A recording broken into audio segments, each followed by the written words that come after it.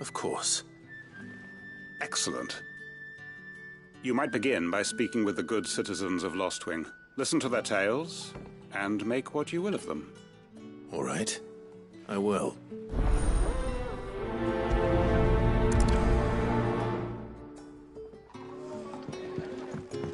Right. Let's see what the people of the village have to say.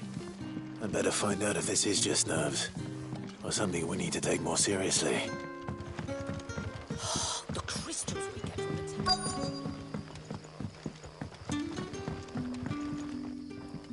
You all right, Sid? Something on your mind? There is actually. Can I ask you something? Quentin tells me people have mentioned shadowy figures out in the woods. Have you noticed anything unusual? Oh, that. No, sorry, can't help you. I heard the rumours, mind, from the lads working over at the vineyard, but none of them has seen anything either.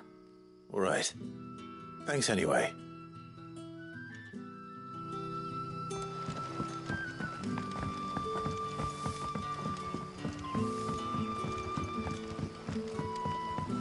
You're quite talented with that rod of yours.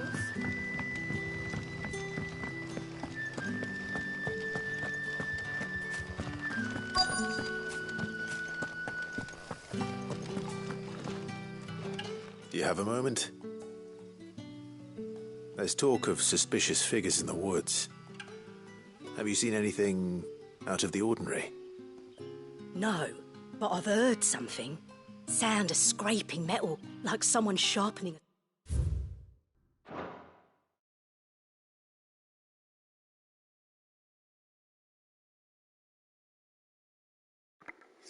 Who's this? Who's this?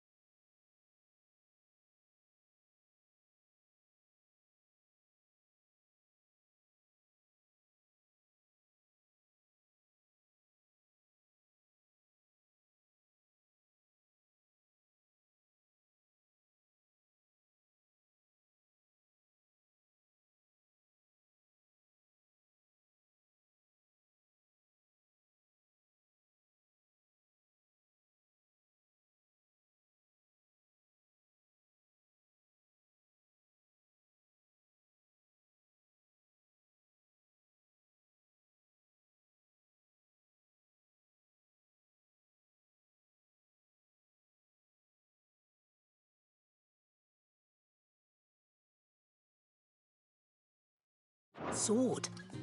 Where was this? In Lorbert's Pass. Was out foraging for herbs when I heard it, screeching out from between the trees.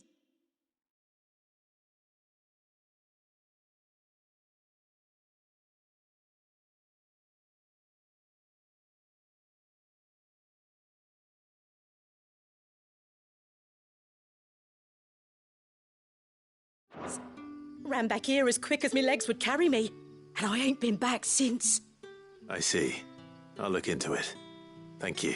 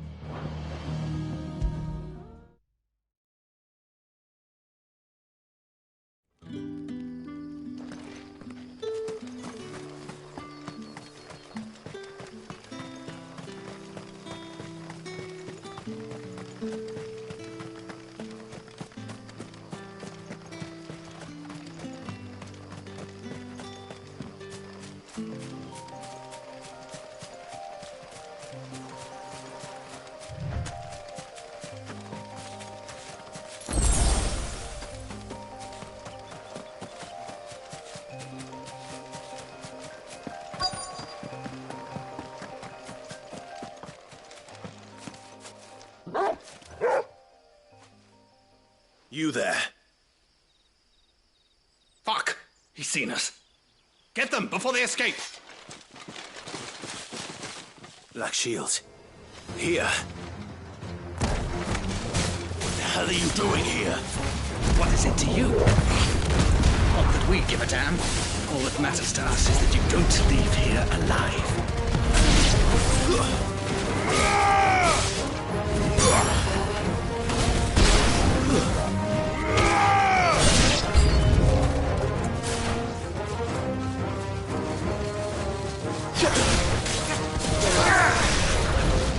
Titan! Fire and...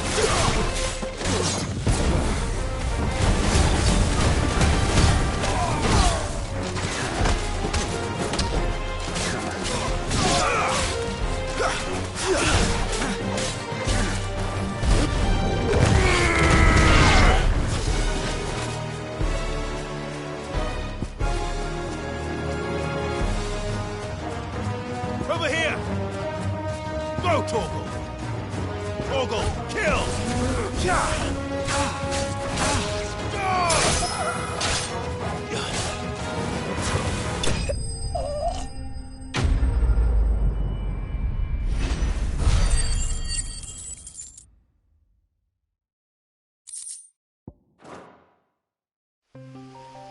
Why were they here?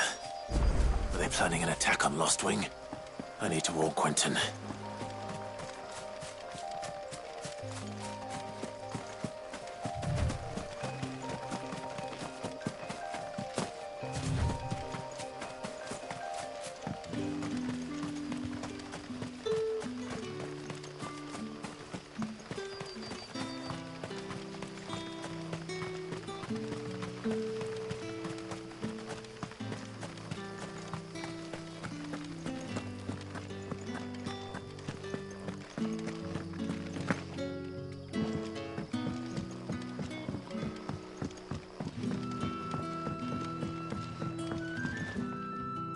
Clive, how goes the hunt for our sinister figures?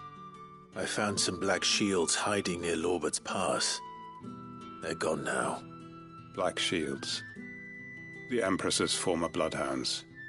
Though they serve another master now. One who means to root out and destroy both me and those I care for. And it would appear the pack has finally caught the scent of its prey. Damn it all. I had hoped I would have more time than this.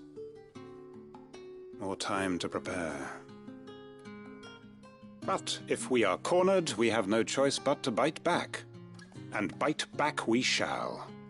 I'm sorry. You're going to need to explain. Who did the Black Shield serve now? And why would that person want you dead? Because I want him dead. Who? The former Lord Chief Justice of Sanbreque. All that I have built here is for him. I don't understand. Why him? Why Lostwing? I suppose it is better that you know the truth. I was a member of the judiciary once. So sickened was I by the injustice of this world, I swore to fight it. And fight it I did in my own small way. I saw more than a few corrupt officials condemned to the very cells into which they had thrown blameless innocents. Men to whom the law was but a scourge to turn against the powerless. And throughout, it was the Lord Chief Justice who backed me, who was my one true ally in the quest to see justice done. So what changed? I discovered that he hunted bearers for sport.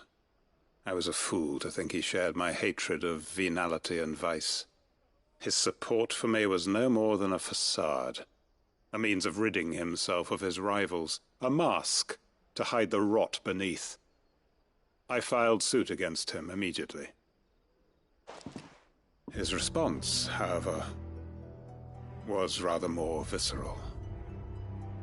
He had my entire family slaughtered, and he faced no punishment whatsoever. I lost everything. My loved ones, my livelihood, my position. The faith I had once held that any modicum of justice might be achieved through the courts. So I set about enacting my own. I tracked down every soul who served him, and slit their throats myself. But the man himself proved an altogether more difficult target. With money and power come protection. And so I saw that I would need an army of my own. I came here to Lostwing and began recruiting like-minded individuals. And everyone here knows this is why you do what you do. Of course. They too have lost loved ones to the bearer hunts. Seen faultless friends sent to the gallows to spare the guilty. All under the watchful eye of the Lord Chief Justice. Our wounds are the same. And our cause is the same. We are comrades. And our revenge is already in motion. We know where he hides, how numerous and well-trained his guard. What we did not know until now, however, was that his plans may already be in motion too. Quentin. Our time is short. He may move against us at any moment, unless we move against him first. My friends and comrades, it begins!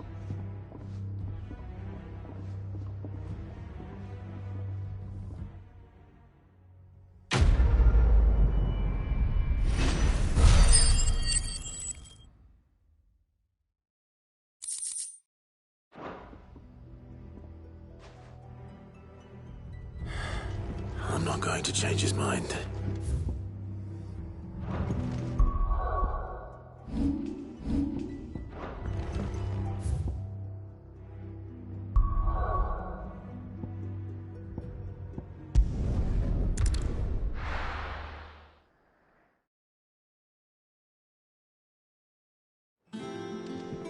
I'm telling you, it's true. I heard it from...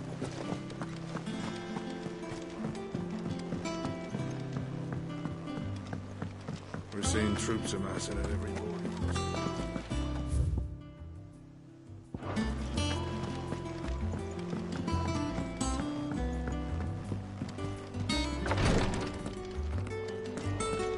I know what you're going to tell me.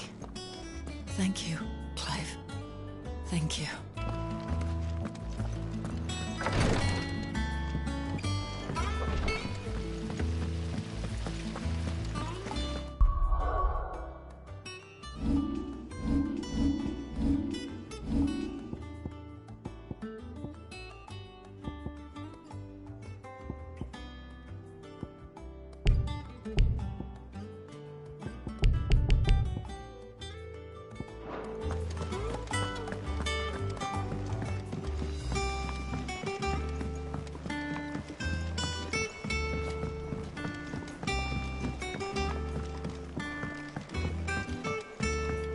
Come up with something soon. All right, Clive? What do you want? I'm going to visit Sid, and I thought you might like to come with me.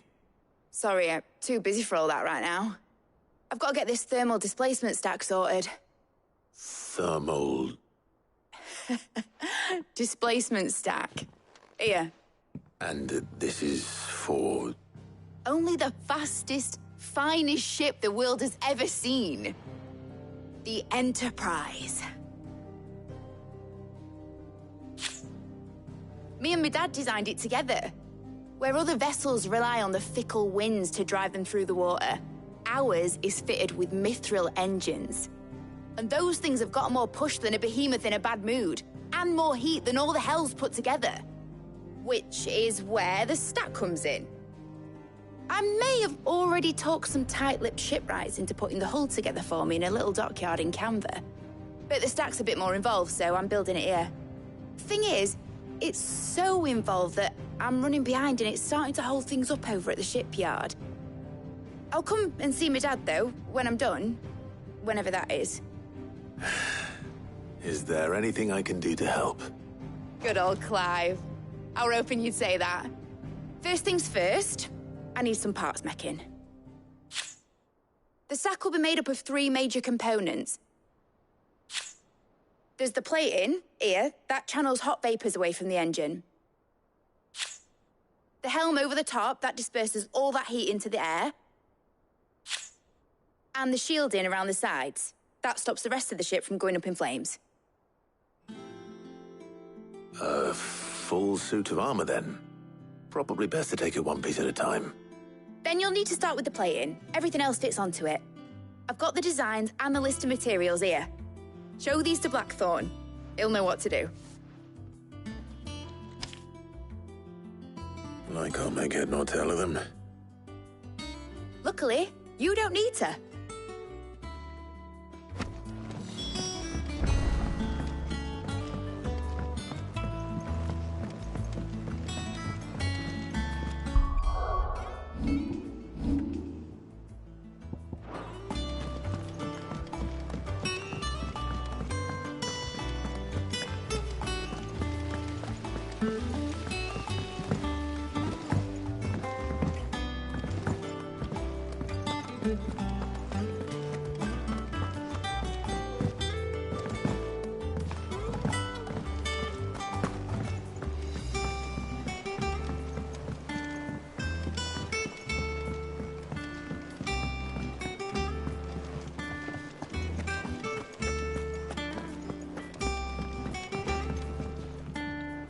Blackthorn, can I ask a favor? Out with it. It's for Mid. This my last chance to say I'm otherwise engaged. I'd spare myself the arseache. Go on then. What is it this time? She said you would know. Here.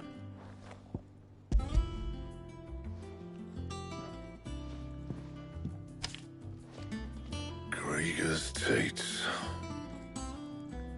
Well, I don't know what the hell you'd want this for, but I can make it. Won't be easy, though. And I'll need help. Get Gavin Otto in here, will you? All right.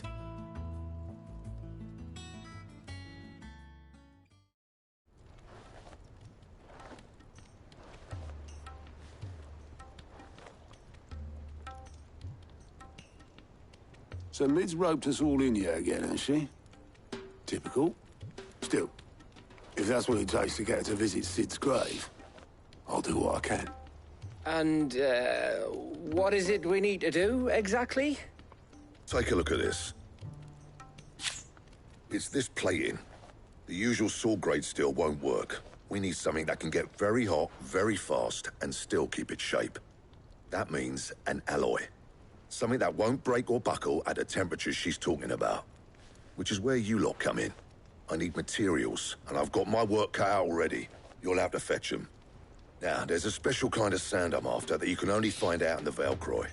Stardust, they call it. As for the rest of the stuff, my usual supply should have it in stock. It just needs buying and bringing back here.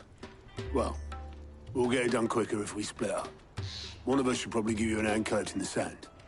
And the other can go and get the rest from this supplier. Right then. Well, make your minds up who's going where, we can get this over with.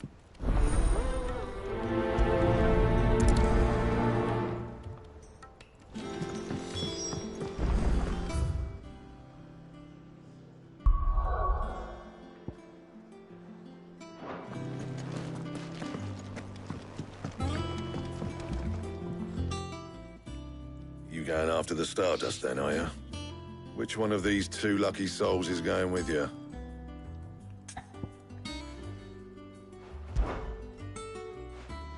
Otto? All right, then. Where do we find this Stardust, and how will we know it when we see it? There's a river that runs through the southern reaches of the Velcroy. It's the black sand that washes up on its banks that you're after. And I'm guessing you'll be needing sack loads of the stuff. Might be worth our importers at the Dalimil Inn. I'll head down there. See about finding us a wagon. All right. I'll meet you by the river. You two take care, eh? I'll go and see the supplier. Just don't let the bastard fleece you, eh? He wouldn't do that. He's Blackthorn's mate. Isn't he? Best of luck.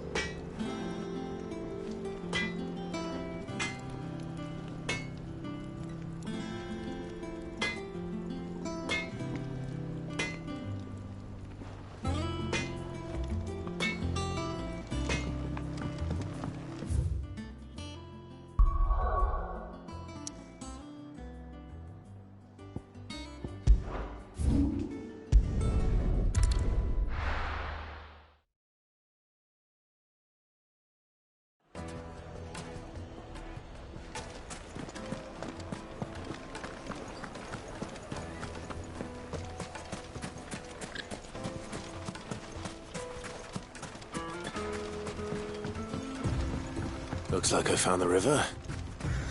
Now where's Otto?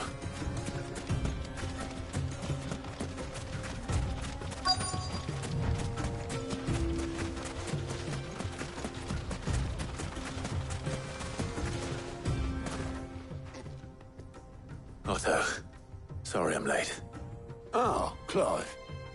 I had a quick scout about, and I reckon this area's our best bet.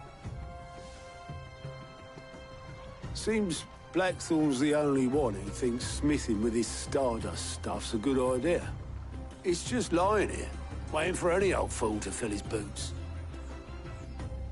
But unlike any old fool, you thought to bring a wagon. Well spotted. Now get filling.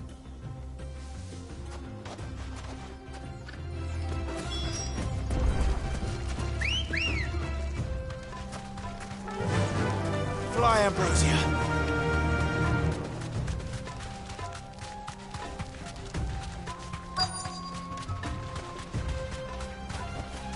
Be safe.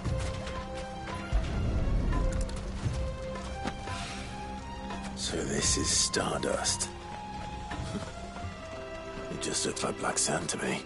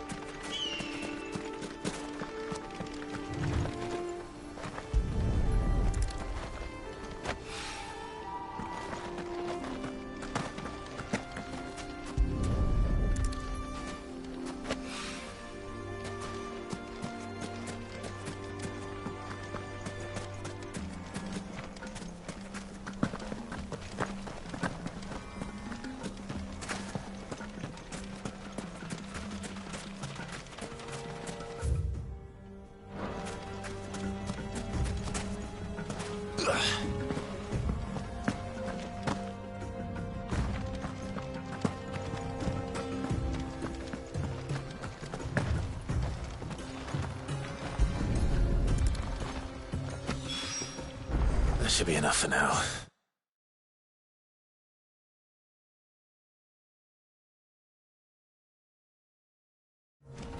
Let's see how Otto's getting on.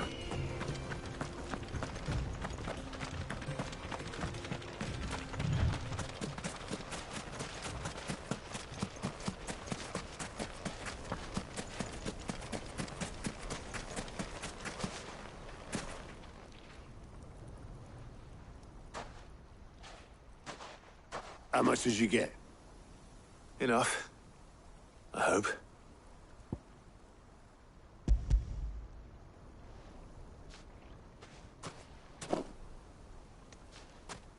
More than me. Put it all together and I can't see Blackthorn complaining. Much. Here, Clive. Do you fancy a walk?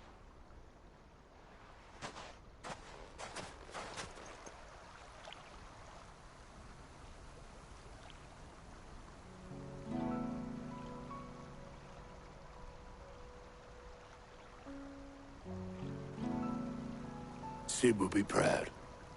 Of what? Of you, you idiot. The way you've carried on what he started. When we first met, I had you down as a spoilt little puppy who enjoyed nothing more than biting the hand that fed you. But 5 years on, you're the one doing the feeding. So thanks for proving me wrong. You weren't wrong. But I changed. Thanks to Sid. And thanks to you.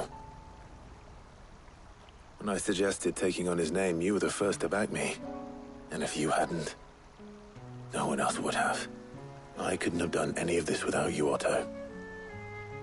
Yo, give over. You're making me blush. All I did was choose hope over despair. I gave you a chance, yes, but you're the one who took it. You took a rabble of homeless, hopeless outcasts and put them back on their feet. Gave them something worth fighting for, just like the old Sid did.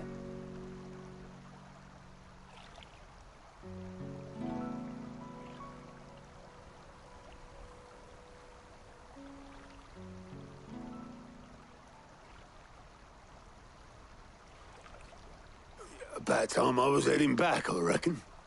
All this scrabbling about in the sand's taken its toll on the old pins. I'll see you back at the hideaway then. You can take a well-earned rest when you get there. Oh, I plan to. Believe you me.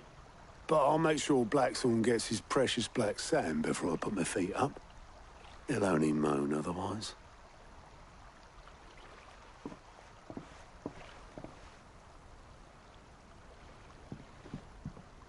Right. Ready to go home, boy?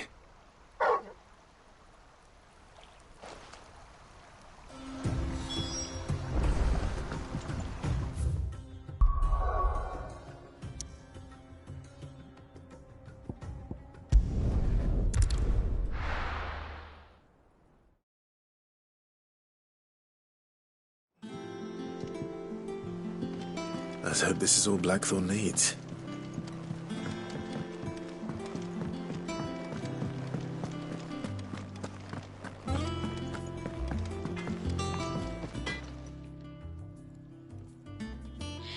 Blackthorn, got everything you need? Yeah. Yeah, I do. Cheers for the stardust. Should be enough to be getting on with.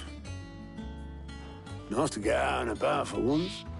Let's do it again sometime, eh? I'll make a start on putting this thermal plating together then. It'll take some time, mind. So if you've got other things to be getting on with, I could do without you breathing down my neck. Thank you, Blackthorn. I'll let Mid know construction's underway.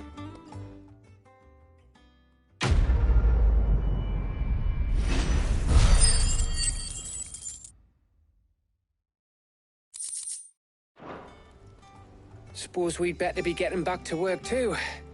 Give us a shout if you need anything.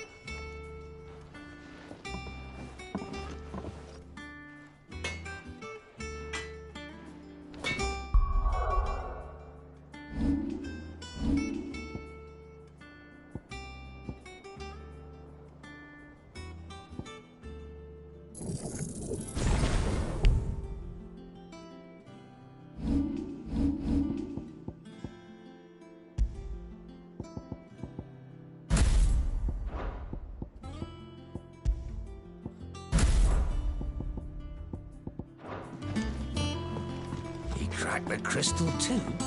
You're joking.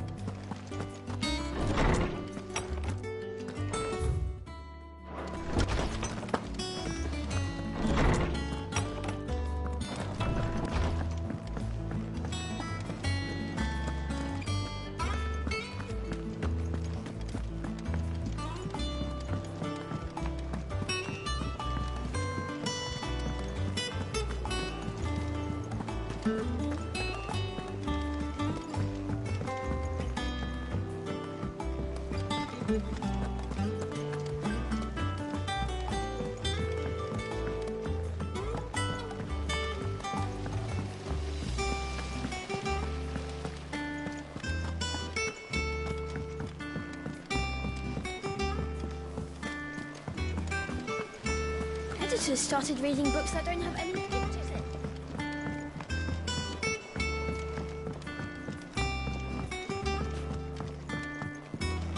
If I don't come up with something soon. You'll be pleased to hear that Blackthorn's started work on the plating. Excellent. 1 down, 2 to go. So, what's next? The helm, of course. For this, we'll be repurposing fallen scrap. Salvage from the ruins? I thought that material was all but impossible to work. Ah, but we don't have to. I'm sorry. Just so happens there's one particular ruin that's broken into exactly the right shape and size pieces for what we need. What's the name back there? I'll give you all the details. What's her name? Right.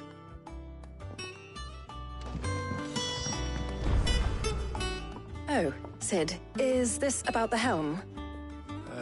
Yes. Mid said I should speak with you. I'll show you the plans then. Here you see the Mithril engine, in which Mithril is burned to generate heat. That heat is then harnessed to produce motive force. Excess heat is dealt with by means of the thermal displacement stack, which disperses it into the surrounding air. Now, were we to rely on thermal plating alone to achieve this effect, the rate, in other words, the reactor would overheat and eventually explode. This is where the helm comes in. It connects to the plating, you see, and serves as a sort of...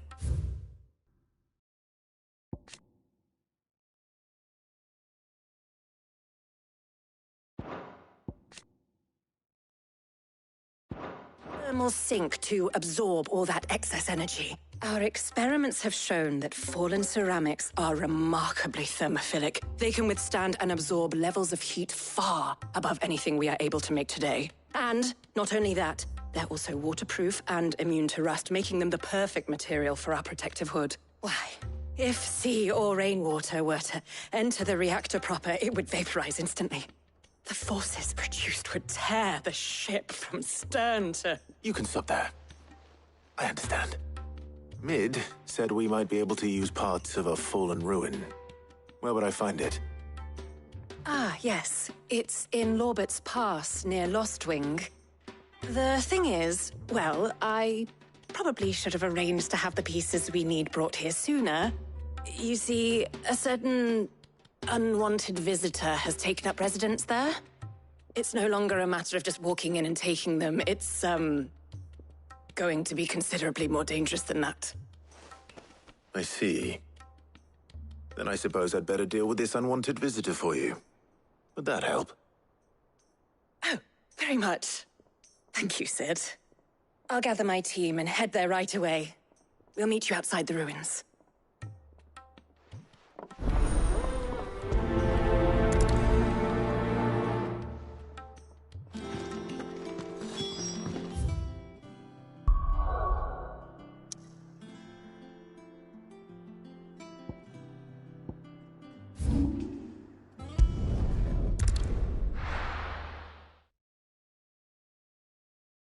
I'll be taking you all to a storehouse in the Bales. Leave anything you don't need behind.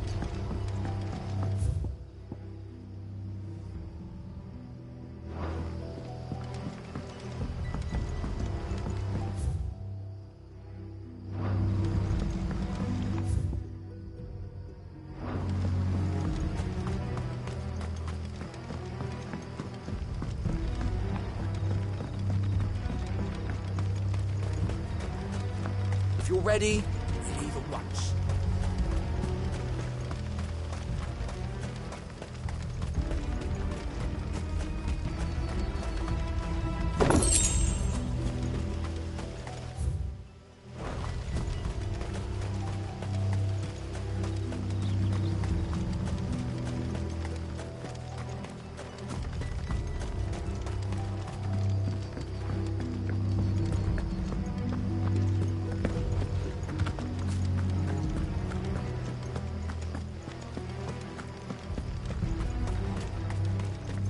Ambrosia won't help me here.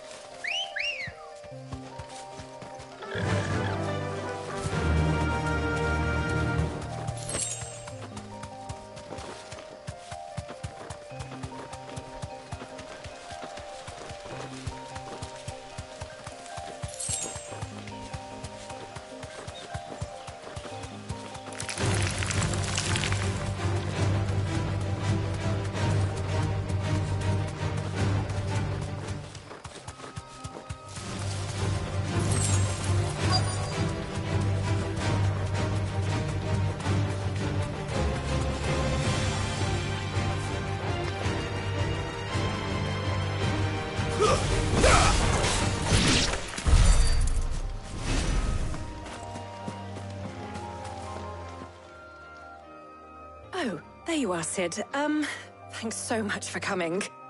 The, ruins are just over there, as is the creature I told you about, I'd imagine. Would you mind? Of course. I'll be right back.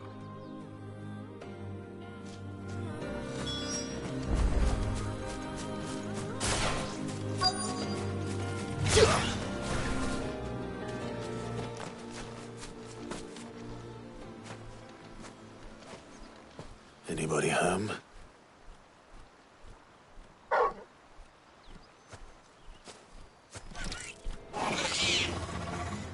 This must be our unwanted visitor. Time to go.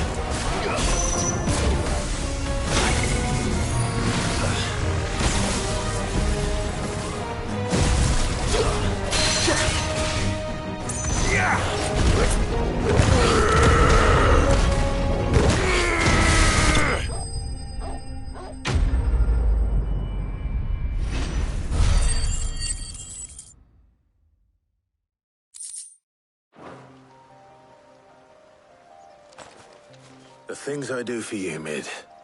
Sid! Oh, thank goodness you're safe. You shouldn't have any trouble now. Indeed. Well, don't let us keep you. We'll, see that everything is transported safely back to the hideaway. All right. I'll let Mid know you're on your way.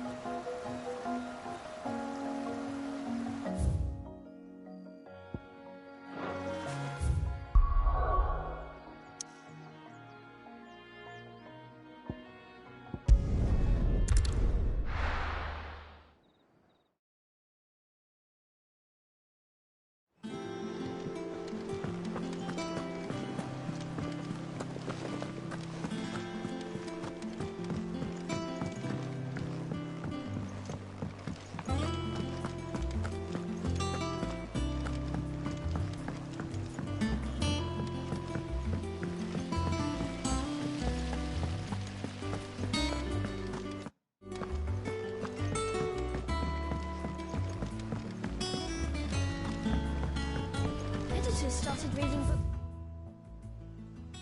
I don't have any pictures in. Why would anyone want to do that?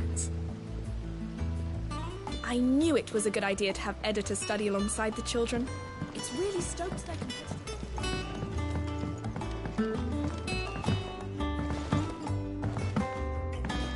If I don't come up with something soon. Mid. Helena has recovered the material for the helm. She'll be along shortly. Excellent. Another job well done. And just one remaining. Right. Right, the shielding. This one's a bit of a bugger. How so? The plating's enough to stop the engines going pop, but those things will still be spitting out enough fire to set the rest of the ship ablaze. Which is why you need proper shielding. A prison for the dragon's breath that's blazing away inside. thought a triple thick layer of tempered steel might do it. Or more of the stuff that the Fallen use, but they'd both be too heavy. The helm and the plating are bulky enough as it is. Add any more weight and the whole ship would be at the bottom of the briny before we'd even started. I need something light. But I've racked my brains and I just can't think what would do it. Well, if I were in need of obscure knowledge, I know whose counsel I would seek. Harpocrates. Tomes? Yeah, well, I'd thought of that, obviously. I've got all the details written down here. Can you take this to him, see what he makes of it? Right away.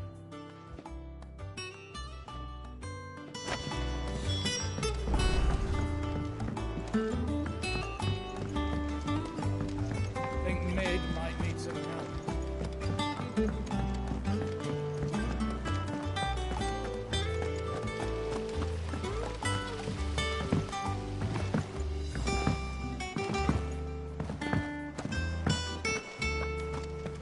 We're seeing troops amassing at every border crossing.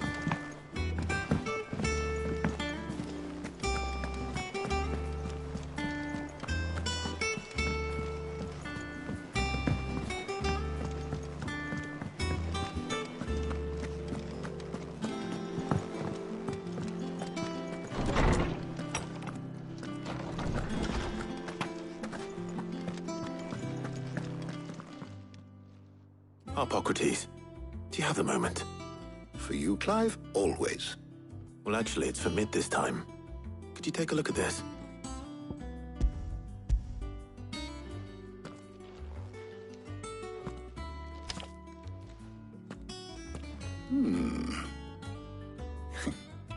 Shielding for a mithril engine. Whatever will that girl think of next? And what are these notes around the edges? She has some specific requirements for the materials. The shielding needs to be able to resist extreme heat on the inside, and yet remain cool enough on the outside not to set the ship alight, while also being light enough not to sink it. As you can imagine, she's struggling to find anything that meets her needs. I see. I wondered if you might know of a solution, or if you might be able to search the records for one. Perhaps it is not a different material she requires, but a different approach. What do you mean? Consider the lake we have made our home. Its blighted waters eat away far more quickly than fresh water or even brine, at timber and steel alike. And yet, we have made a home here from those very materials nonetheless. We have. But Bardolph must varnish every board twice over to keep it from rotting. And Obelisk complains that without a constant supply of pitch. I see. Early Gregorian histories speak of a preparation known as moondew. It is said to be able to resist even the most ferocious flames. Before the dragoons tamed the worms and wyverns of the realm, nobles would daub their castle walls with it in order to guard against dragonfire. So if we could recreate it... It might be applied to some material or other in order to provide the protection Mid requires. As to how best to apply it and to what material, perhaps Bardolph and Obelisk might be of assistance. I shall speak to them and see what wisdom they might have to offer. If you would be so kind as to procure the necessary ingredients, I shall discuss the specifics of how it might be most effectively put to use with our two friends. The knowledge of the past may yet prove useful to we of the modern era. Thank you, Harpocrates. And since you're asking others to help you, perhaps I should too.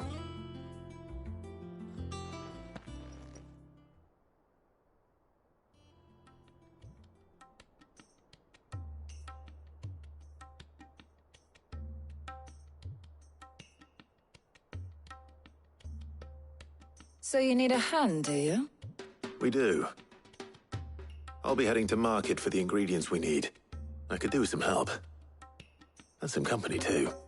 The other can assist me in researching how best to prepare the shielding itself. Can we count on your aid? Always. Well, if Jill's game. Thank you. I am sure either of these fine young minds would prove indispensable in my research. I leave the decision as to who will go with whom in your capable hands, Clive.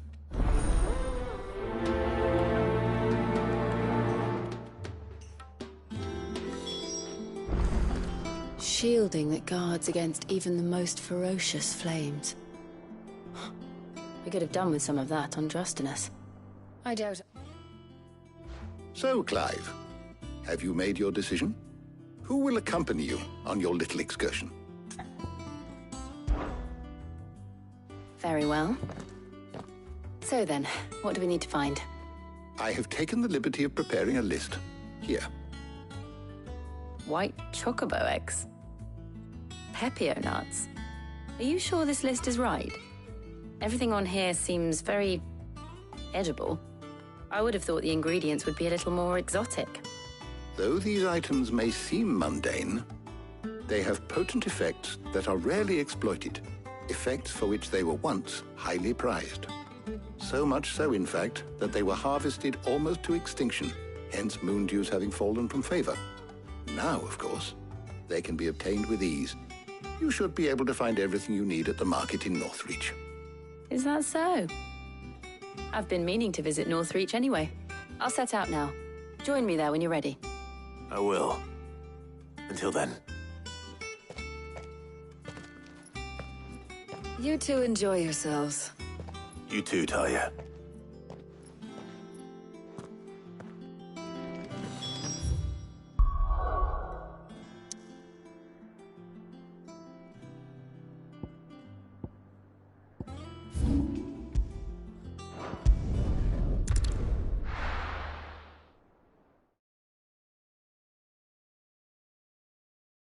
Now, where's Jill?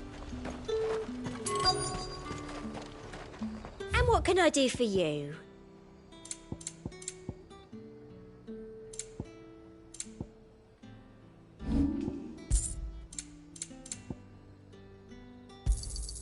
That's the best I can do.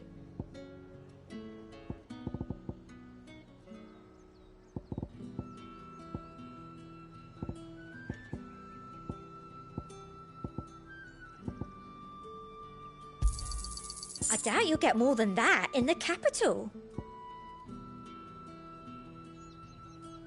I'll be here if you need.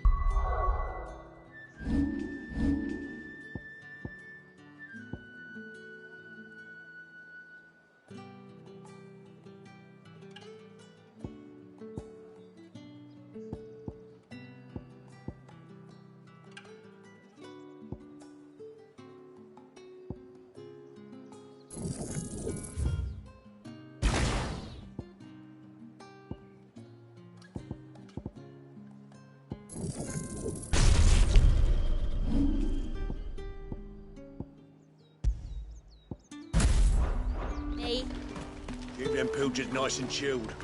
I won't have you spoiling another carriage. There's talk that the glass gate flooded. That's fine.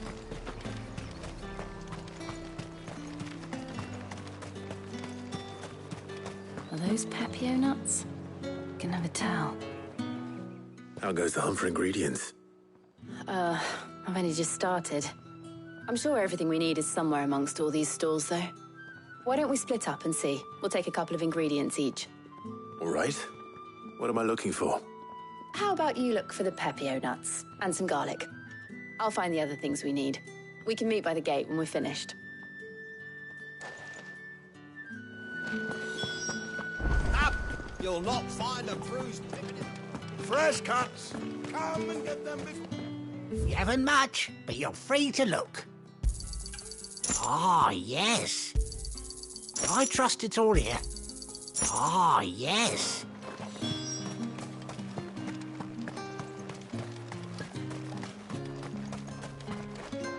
Oi, don't touch anything.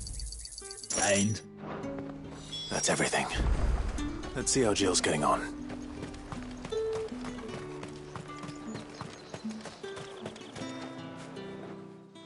Did you find everything?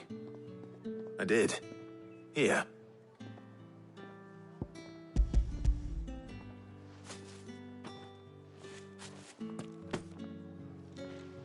Garlic and pepio nuts. Perfect. Now all that remains is for Harpocrates to somehow turn all this into what Mid needs to keep her engine cool.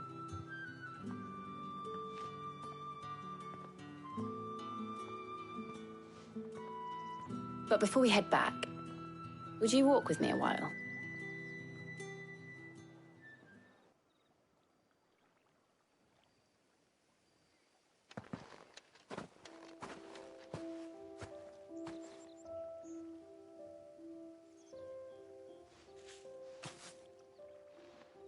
Thank you for asking me to help you today. It makes a nice change. It does. It's good to get away from all the battle and bloodshed for once. Just being here reminds me of when we were children. Do you remember? Walking down Market Street in Rosalith, taking in the sights and smells. How could I forget? What with Torgal's antics. Remember how his nose would prick up at the scent of sausages? He'd go racing away and we'd have to go running after him. We wouldn't catch you now, would we, boy? Was there anything you wanted to buy for yourself while we're here? There was, yes. Well, sort of. Molly in the kitchens told me about a place that sells particularly good pies. Thought you might like to share one with me. I would. Thank you. And I saw some bread.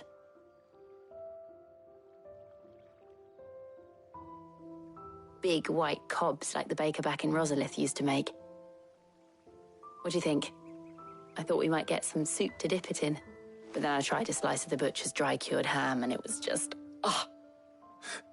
You all right? Sorry. It's just... you're right. I really do feel like a child again being here with you.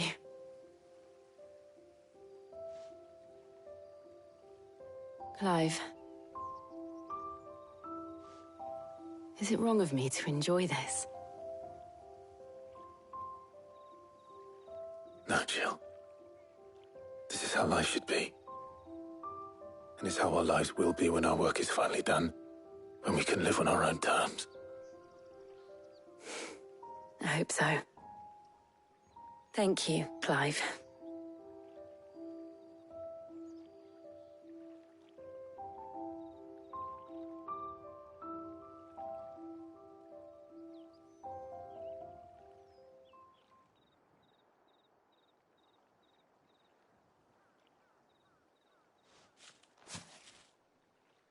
Well, I suppose we better be getting back. I need to give these ingredients to Harpocrates and Talia. I'll see you at the hideaway. Take care. I will. You too.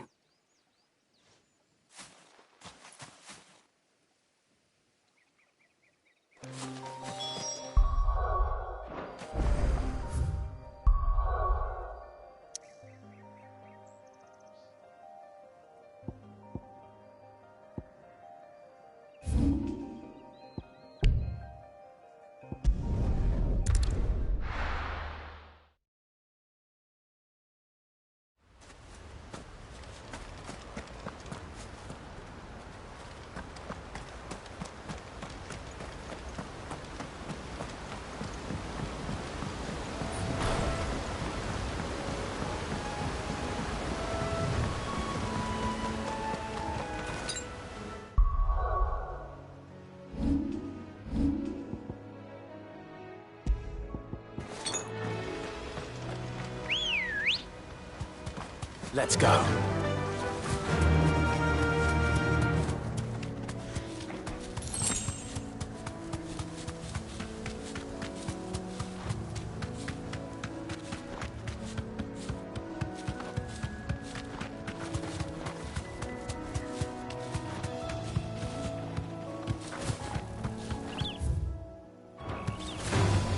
All right.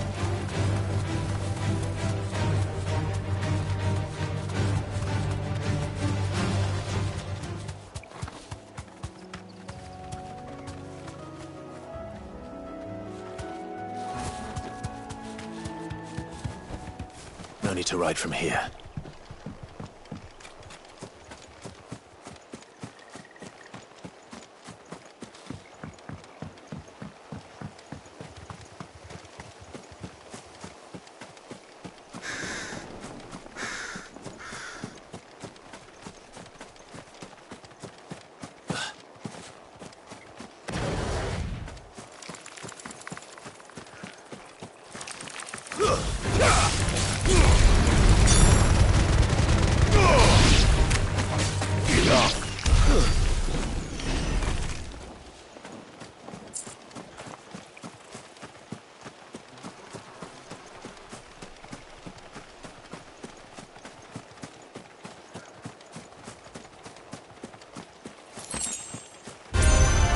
There's no turning back.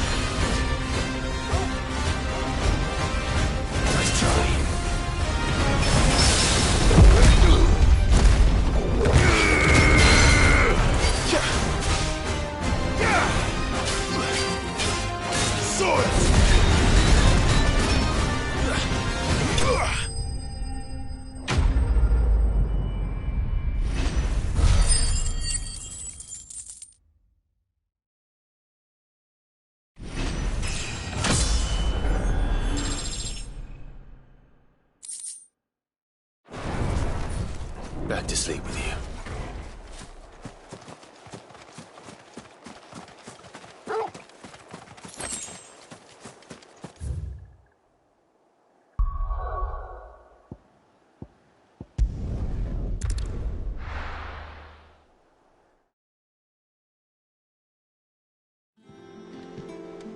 I wonder how Harpocrates is getting on with the moon dew.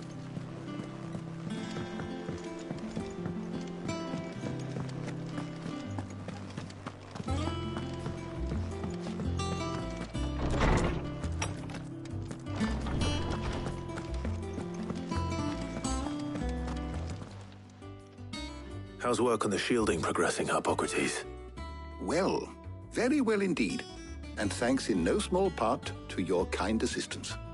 I was just explaining to Tarja how we might best go about preparing the moon dew. And now that we have all the ingredients, we may begin. You can count on me. I've mixed more than a few mysterious concoctions in my time. I'm sure you have. What about the shielding itself? Work is underway, under the watchful eyes of Bardolph and Obolus. Apparently, it'll be ready soon. Thank you. All of you. Right then. Jill, would you join me in the infirmary? Many hands make light work and all that. Of course.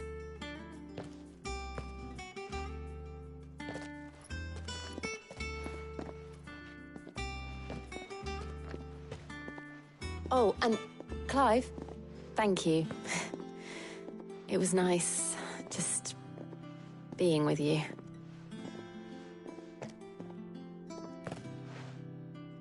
It appears our work here is almost at an end. A shame. I was enjoying playing the man of action for once.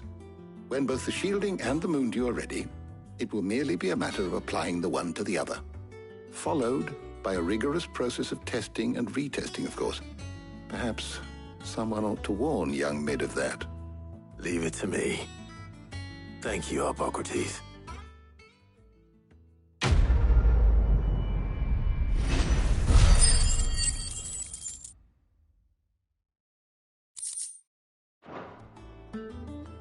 Well, I'd better go and give Mid the good news then.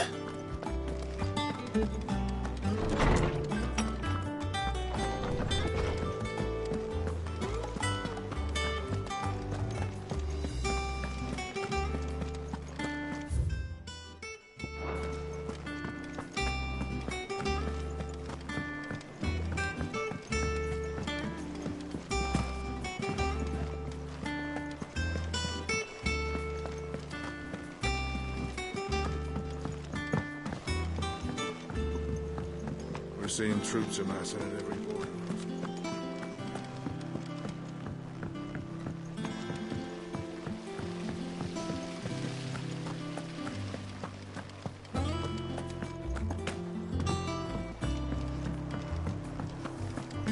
I think Mid might need some help.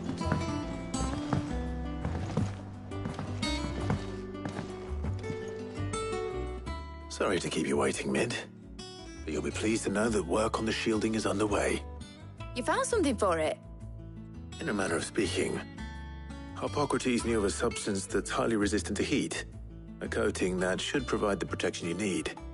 He's supervising the construction and testing of the shielding as we speak. Brilliant! I knew you wouldn't let me down. Don't thank me. I'm just the errand boy. Right then, let's start working out how to bolt all these bits together. To the Black Hammer!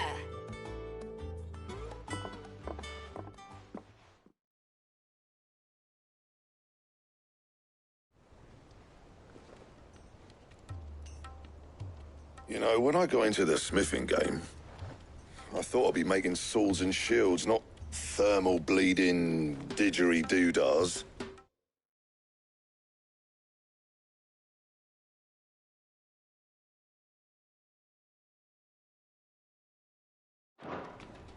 Displacement stacks. Same difference.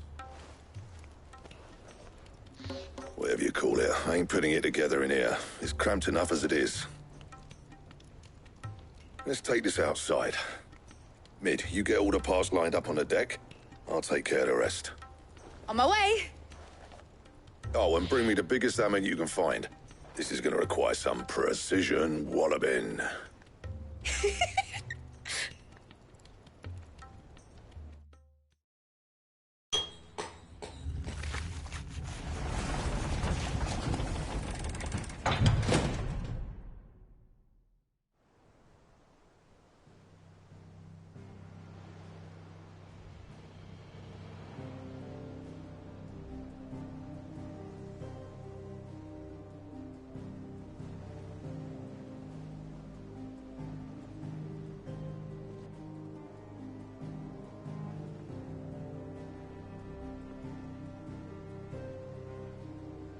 It's finished! It's finally finished! Thank fuck for that. I'll be feeling my hammer arm for weeks. Thank you, Clive, Blackthorn, everyone. That's one down and just 3 more to go. I'm sorry. Oh, didn't I tell you? The Enterprise has 4 mithril engines, and we'll be needing a displacement stack for each. You don't mean... Don't worry. Now they've got a finished one to work off, my gang in Canva can build the rest. Good luck to them, I say. Right, I'm off to get a sling for this elbow. Any other work comes in, keep it to yourselves, eh?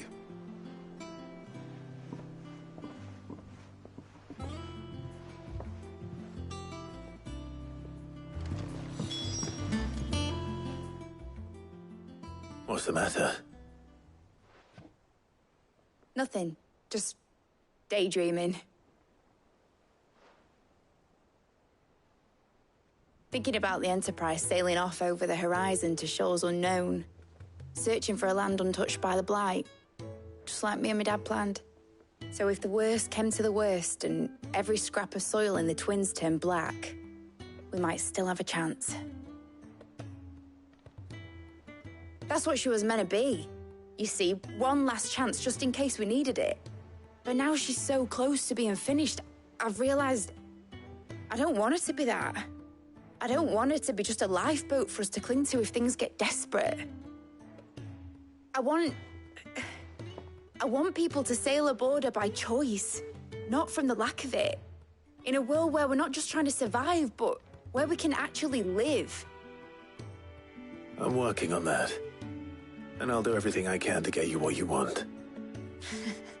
Don't you always? All right. My mind's made up.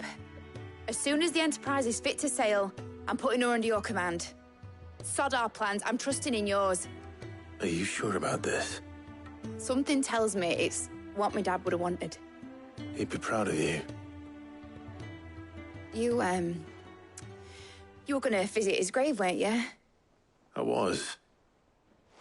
And you can come too, now that your little project is finished. Right. There's just one thing I need to finish up first. Won't be a mo.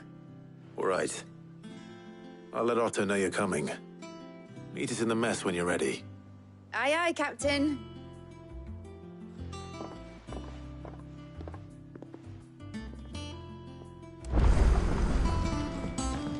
Mid told me she was building a ship.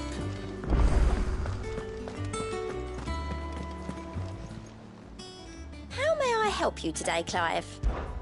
Your benefactors are a generous lot. Here you are. Come again. I may have more for you.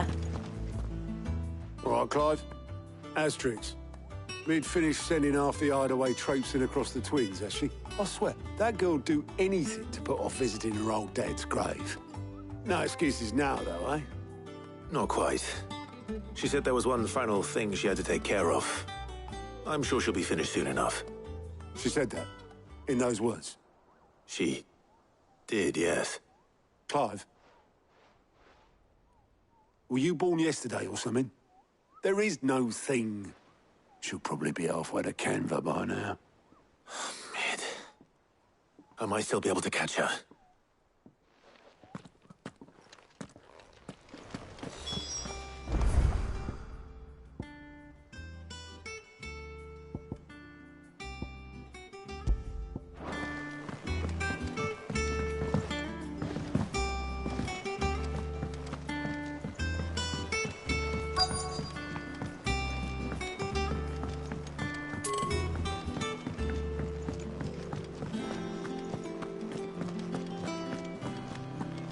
chocolate crystal too?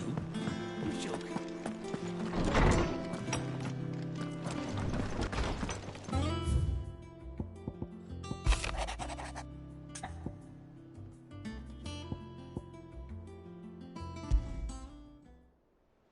Trouble with the ledgers. Shouldn't he be asking Otto for help?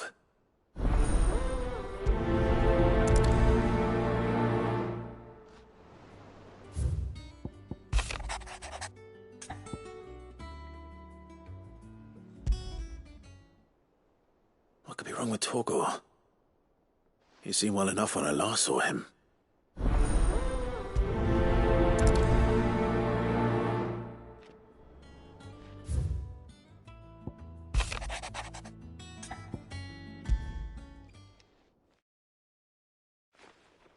Hopefully it's nothing.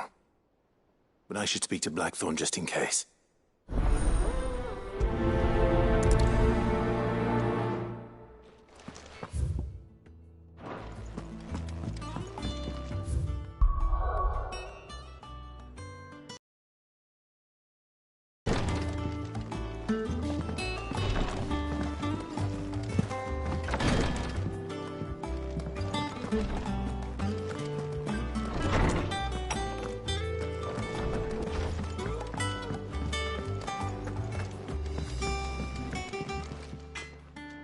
Blackthorn, do you have a moment? Not really, no. This won't take long.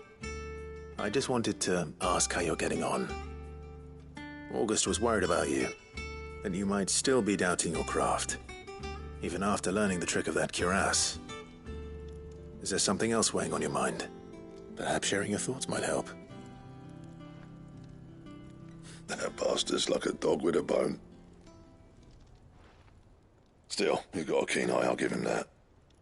He's just, well, Karen showed me something. Something I've never seen before. And that was? A sword. An odd-looking thing with a single-edged blade. The metal itself wasn't anything to write home about, but fuck me, the edge on it. You could slice a man clean in two with a weapon like that, and he'd be halfway home before he even realised he'd been cut. So that's what's troubling you? Nah, no. Not troubling me exactly. More distracting.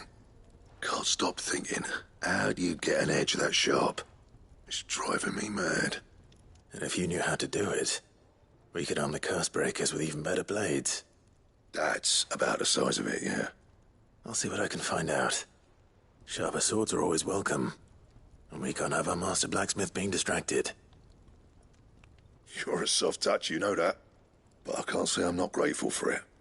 Good luck, eh? Thank you. Let's see what Karen knows about this sword.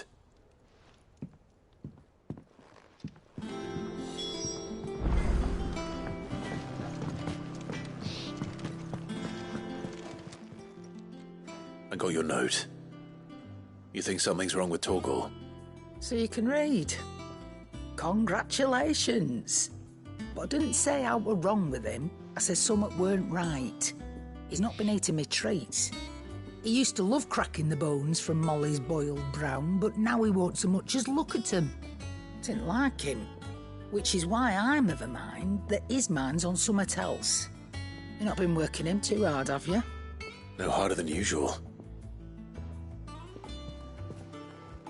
Is that it, boy?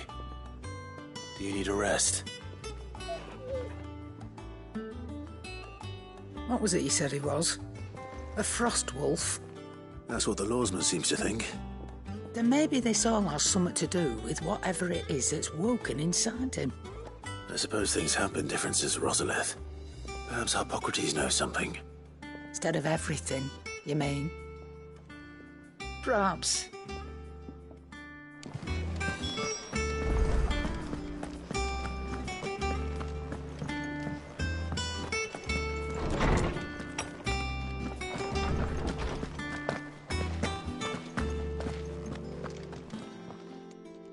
Lawsman, I need to ask you about Torgor.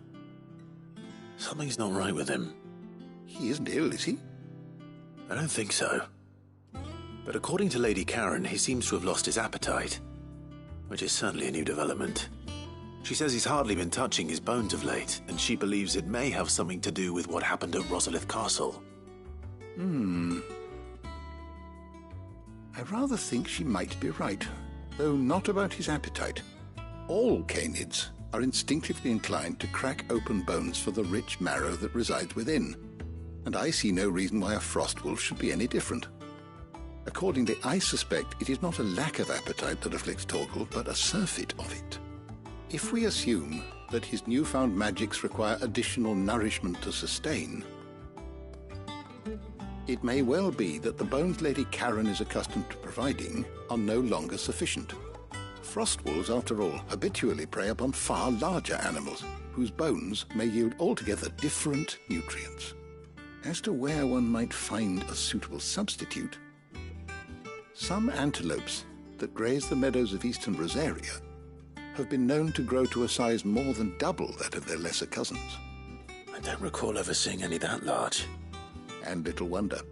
The oldest and largest such creatures rarely leave the safety of the highlands for fear of predators.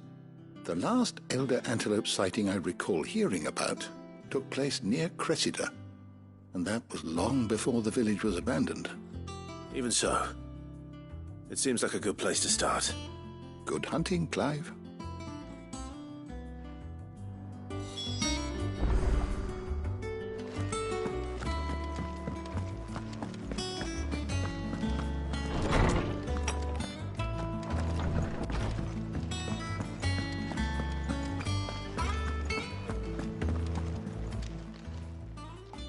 You're looking well, Karen. What do you want? Out with it. I want to know about the sword you showed Blackthorn. Single-edged and extremely sharp. Running around after him again, are you? I suppose I am, yes. But I need to help him find out how to work an edge like that. It's driving him to distraction. Little wonder, I suppose. There's not many like that make it as far as the twins, and those that do go straight into private collections. Which made it nice and easy finding a buyer. Can you tell me who bought it? Where is it now? You think I tell people who my clients are? Suppose you're not likely to go nicking him off me, are you now? Fine. If you stop mooning at me like that. Lord Ignac's the man you want. Delmechian bloke. Collects weapons and the like. And he's got more money than sense, which is why he's one of my favourite clients. Reckon he'll still be at the inn in Dalamil, where I left him. Thank you, Karen.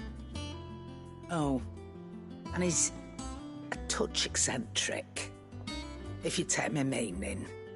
I appreciate the warning.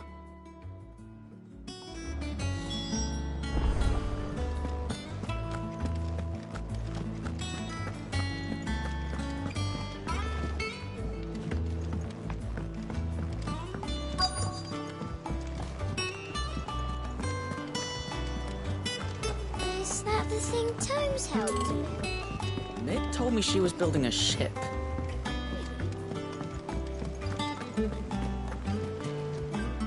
Clive, did you get my letter?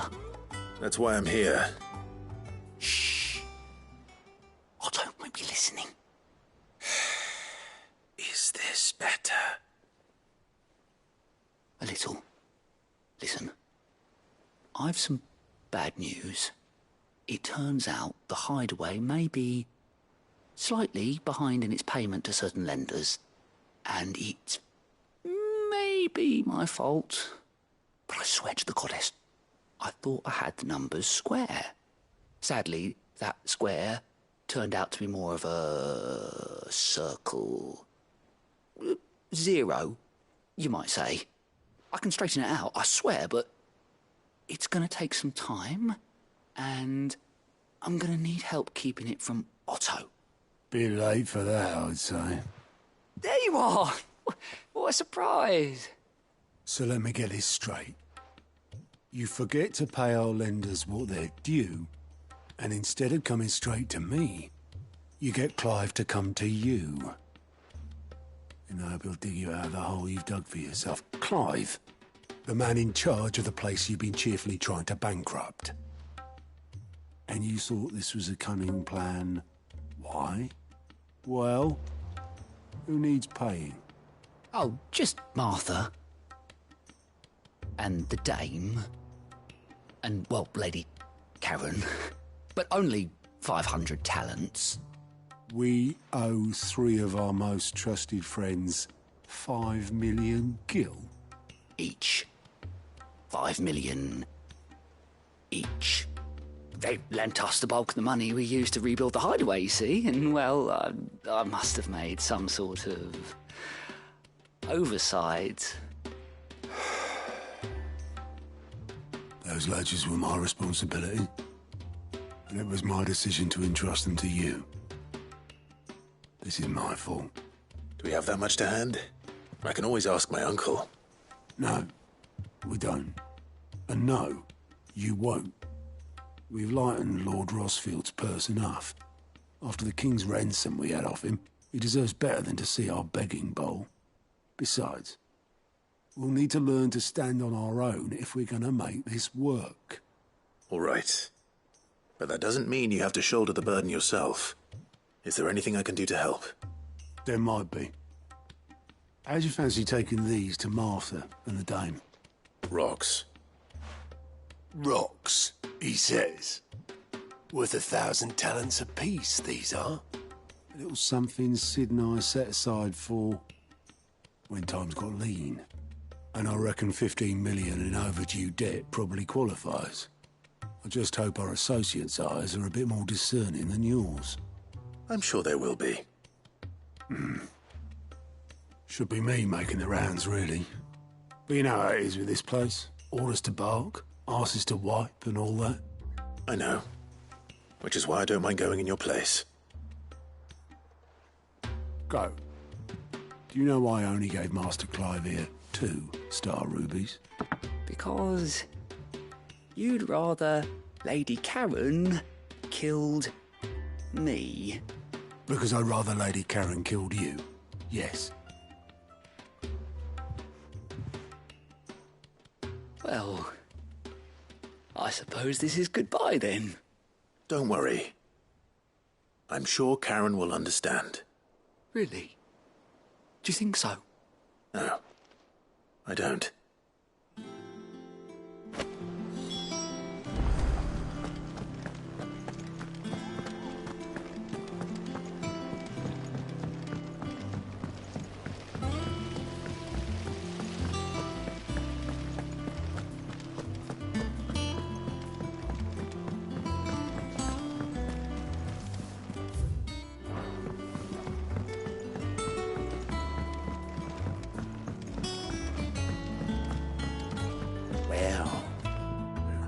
Here, Sid. Reckon you might be just the man to help me out of a bit of bother, if you would mind to. Let's hear it. Well, it's about this alembic the chief's got me making. Lovely bit of kit it is. Bunging a solution you want splitting, and it will separate it out. Problem is, it won't always get rid of all the impurities. And with some of the stuff we need it for, that ain't good enough. Which is why I've been looking for something to filter the liquid we'll be cooking off. And that's where I was hoping you could help me out. I imagine Ty could get some use out of this alembic too. Distilling medicines and the like. All right. Why not?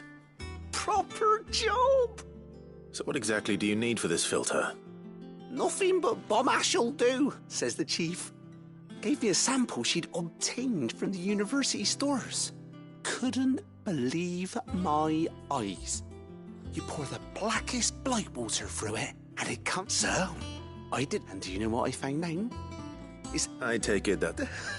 I saw a billet on the hut would have gone me.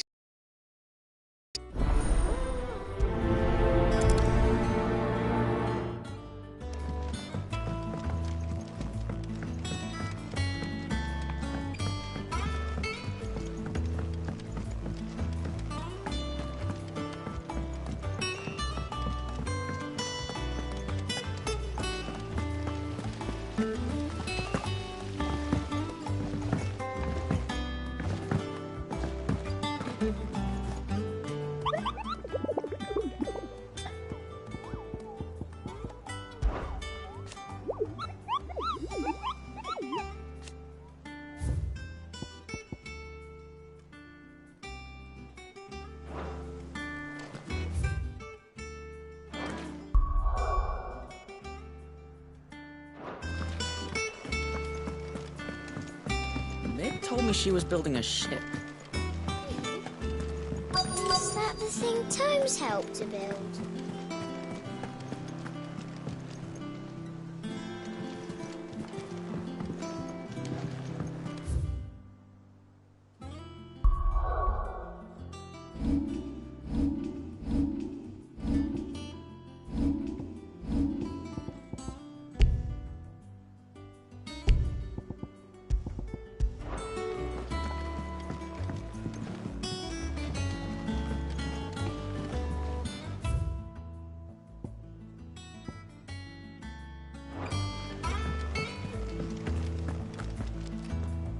Obolus, have you seen Mid?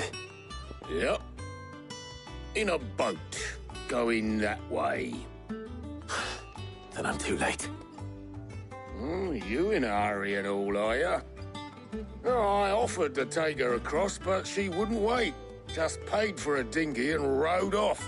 Oars going like the clappers. Got some life in her, ain't she? But anyway, I was on my way up to see you, as it happens. Got a letter for you. Urgent, by the sound of it. One of your uncle's men said I was to hand it to you in person, post-bleeding haste. And you're here now. Thank you, Obolus. Don't mention it.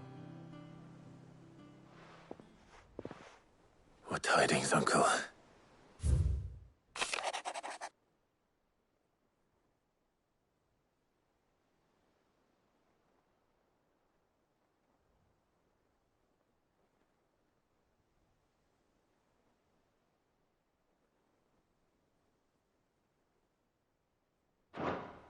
Trouble in Canva.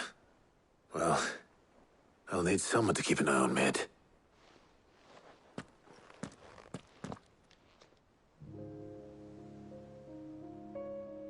So what? Mid got us to do all the dirty work and then just sailed off into the sunset? It, seems that way. Well, nothing we can do about it now. But next time you plan on visiting Sid, you might want to tie her to something before you suggest it. Ah, don't be so hard on her.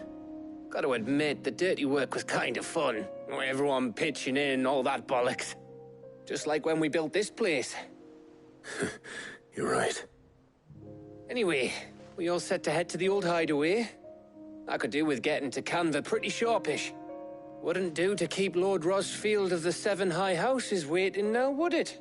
Not after he asked for me personally. Gav will be leaving with me. Will you mind the place while we're gone? You can count on me. Just be sure to give Sid and the others my regards. All right. Oh, by the way, Jill will be joining us too. She's got some things to take care of, but she'll meet us there. I hope she's telling the truth at least.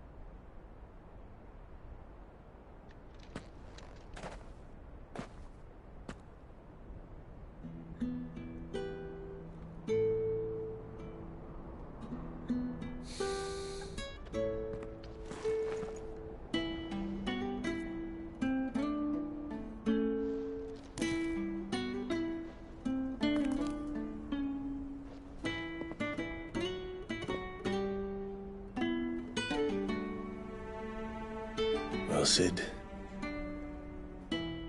I remember what you told me.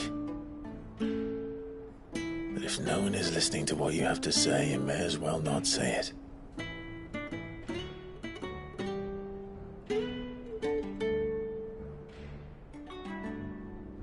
But I will say this, old friend.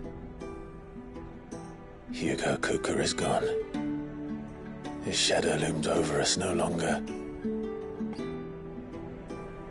It's a pity the Phoenix can't be in two places at once. If he'd have been with us, maybe he could have done something for the lost. Not even the Phoenix can bring people back from the dead. Life has a beginning and an end. So we must live while we have the chance. And not as slaves to the crystals, but as free men. May we join you?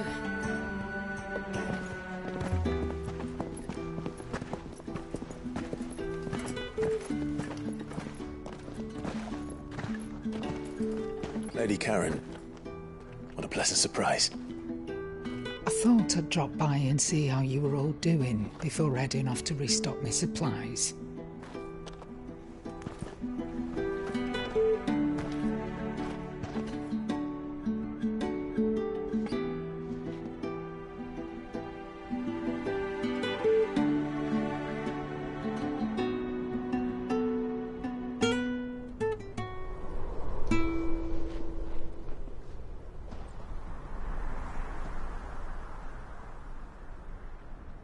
It wasn't the most scenic view back then, but it were never as bad as this. I know. The Blight marches on. And soon, there will be no escaping sights like these.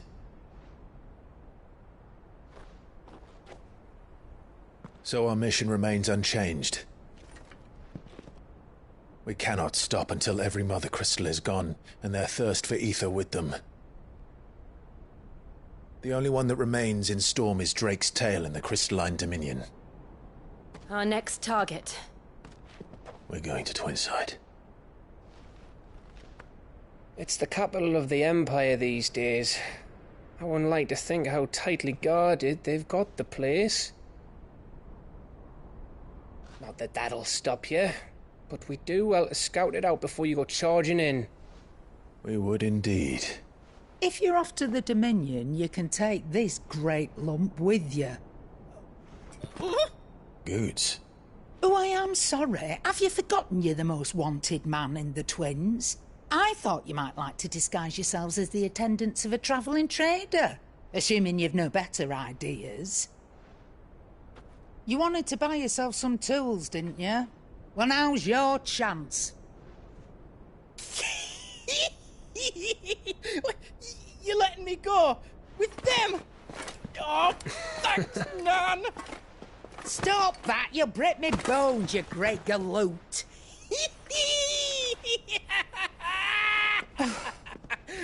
There's a caravan that runs back and forth between the Dominion and the Bocklad markets. It's managed by the Merchants Guild. Just show them Goots' traders pass and you'll be on your way. It'll be a damn sight less risky than footing it the length of the Crystal Road. That's for sure. Thank you, Karen. And glad to have you with us, Goots. Okay then. I'll get me things and I'll meet yous there. See yous down in Bocklad. Get off! Me poor fingers! Jill, you're with me. Understood. And Gav? Already on my way, Captain. Be careful. Aren't I always?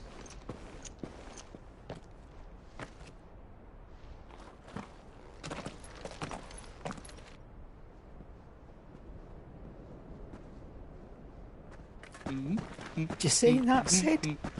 Your protege's making a proper little outlaw of himself.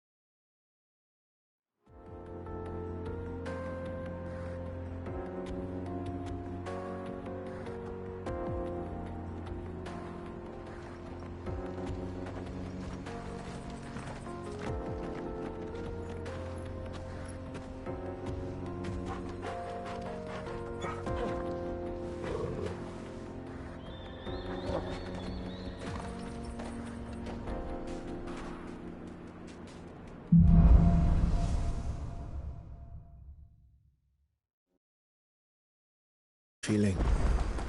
Better. Thanks to Taya. I'm glad to hear it. And Torgal helped too. Didn't you, boy?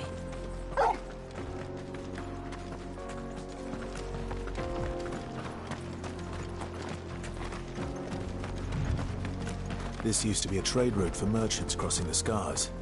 Till the Republic laid a new road wide enough to let wagons pass. And all official traffic moved there. Leaving this one for those living outside the law. Indeed. I doubt we'll be the only outlaws on the trail today.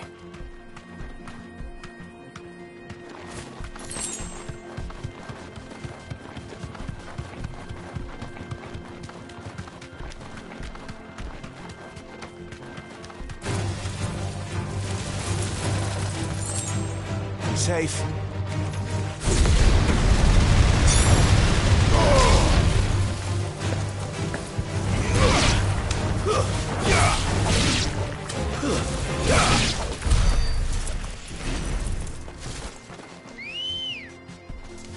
Let's go. Faster!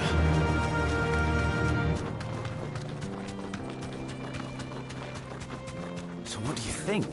Straight home now. We'd be lucky to make it out alive. Really? It's as bad as that? Oh, aye. I take it there's danger on the road. Oh, what about this fearsome-looking fellow? Oh, no doubt. Assuming he's willing to hear us out. Well met, friend. How does a merchant misplace his cart? Oh, the man's a coward. When he thought goblins might come a-snarling, he ran, leaving his livelihood abandoned in the pass. He sent the two of us to fetch it, but it's gone. Now, my brother's right on all accounts. And we may have seen our share of action, true, but we've not got the skill in arms to boldly brave an ambush. You, however, have the look of a man. Chances are they'll come for you either way.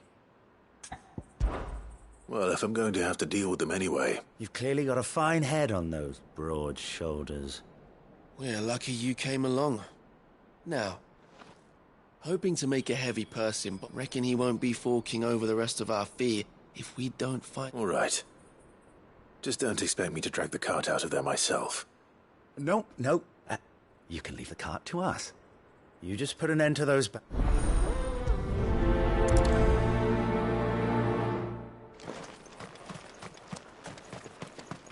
I'm not sure I trust those two. But if there are bandits lying in wait, I should probably take care of them. Look lively, you lot. We've got guests. These must be our bandits.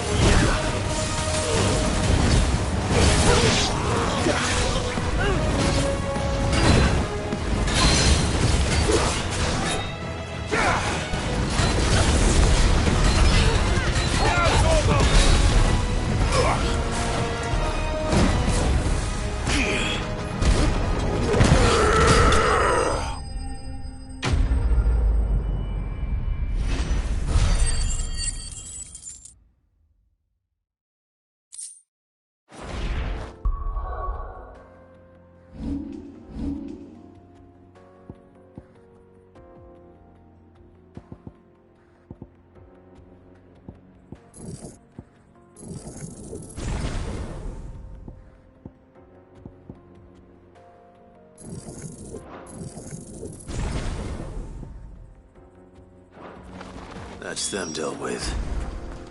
Now, where's that cart?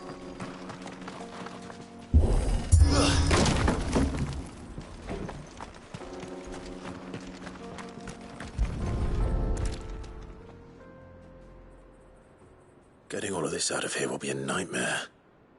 Seems we've found ourselves the right man for the job, wouldn't you say?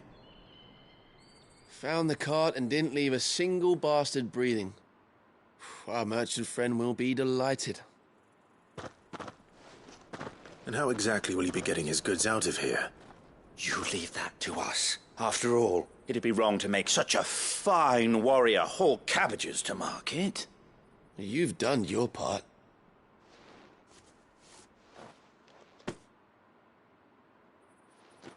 It's been a pleasure. Now piss off. There's no need to be so rude, brother. What if we want his help again next time?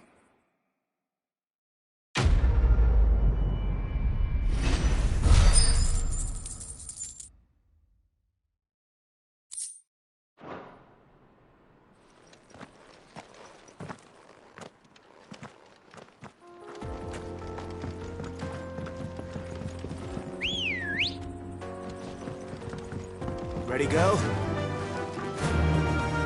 I see the Dalmex lag behind Rosaria when it comes to bridge building. The fallen ruin should hold, at least. The path continues on the other side.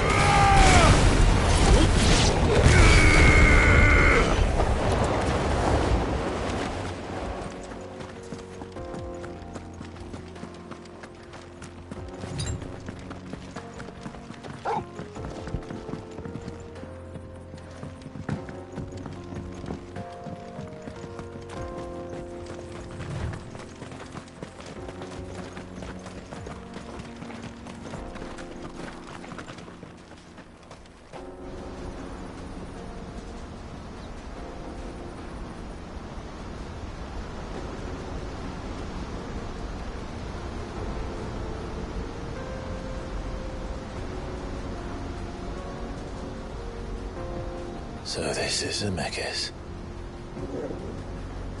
The land of the gods. It's even more impressive than I imagined. I remember being captivated by the story as a child. Long, long ago, man was overcome by avarice and challenged the gods in a bid to win their power. The final battle took place here, at these falls. Or so the legend goes. If anyone ever manages to plumb those depths, perhaps we'll learn if there's any truth to the tale. That the gods emerged victorious and punished man for his defiance by visiting upon him 2 curses. Dominants and bearers.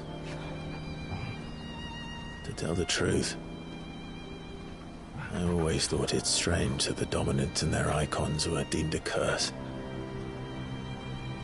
Back home, the dominant inherited the throne. They were admired and exalted, not spurned.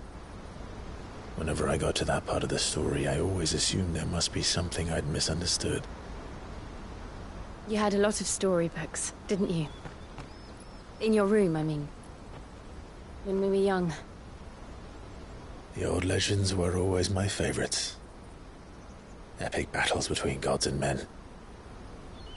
Father encouraged me to read as much as I could. He thought it good for my education. You really were a boy like any other, weren't you?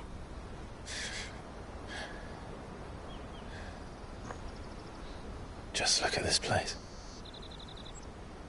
It's enough to make you believe the legends are true. I know.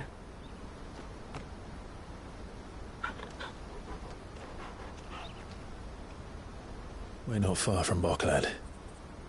The road will be busier up ahead. Then we'll have to keep our wits about us.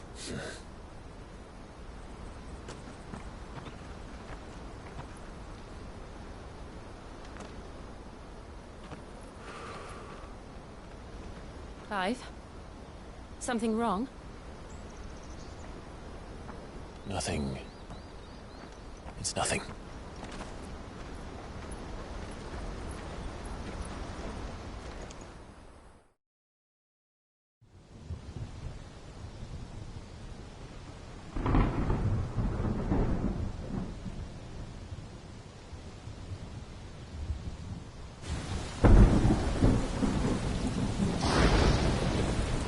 I see the reports are true, Father.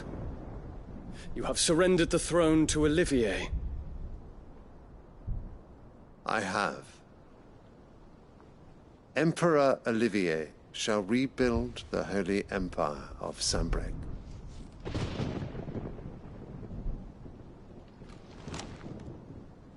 How is he to rule an empire? He is but a boy. I shall advise him until he comes of age. Father, please. Or for as long as I am able. The empire we seek to build needs young blood to rule it, and I can think of none better suited to the task.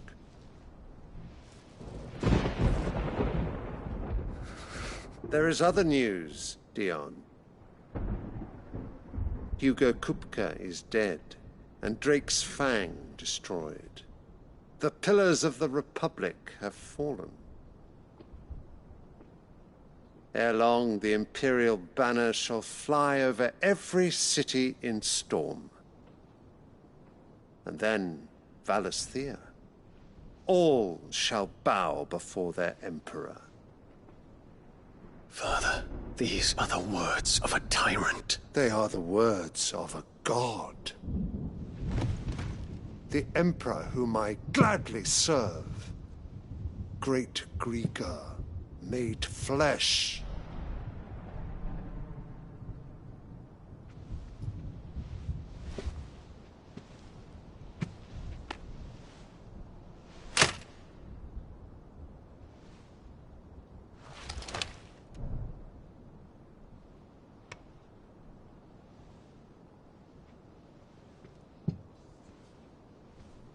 Return to your camp, Dion, and ready your forces. It is time to show the world the true power of Sanbreque. Father. I find you much changed. Is this truly the path you wish to tread? Or are these the ambitions of another? Of Ultima, perhaps? What nonsense is this? I speak my mind, and my mind only. Though I do owe Annabella thanks for reminding me of certain truths regarding the nature of nations, of rulers, and of the divine. You would trust the words of this traitress? She betrayed her country. She slew her husband. You have ever been an invaluable servant to Sanbreque, Prince Dion. I trust you will continue to serve your Emperor in the wars to come. The canker! Silence! Insolent wretch! You will bend the knee. All else is heresy. Sire, Forgive me. This audience is over. Come, Your Radiance. The Rowena Syndicate awaits your pleasure. Oh, not another meeting with silly old men. They're so boring. I'm hungry, Father. Can't we have luncheon instead?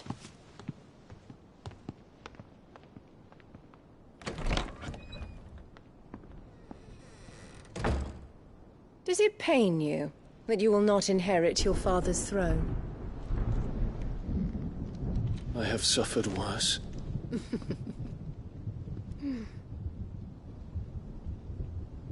Count your blessings, Dion.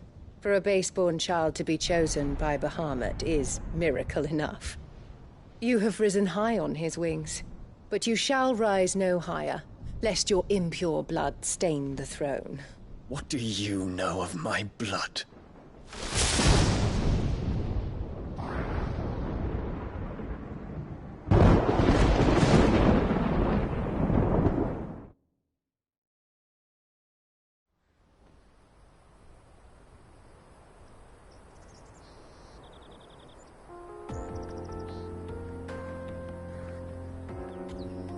The Boklab markets are to the north.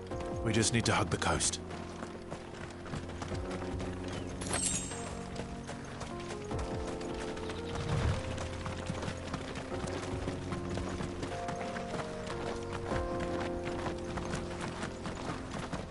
Infiltrating the Dominion won't be easy with the Imperials on high alert. No. His Radiance has lost one capital already. We can be sure Sylvester will do everything in his power to hold on to Twinside. His troops are well-trained and increasingly battle-hardened. But it's not as if we can wait for the siege to end. Yeah!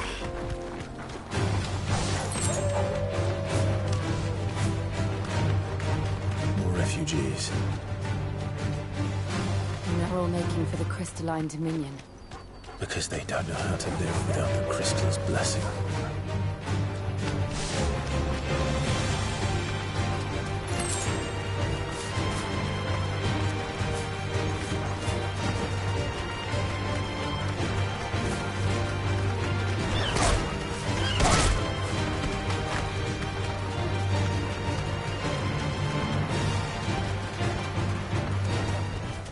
That'll do, girl.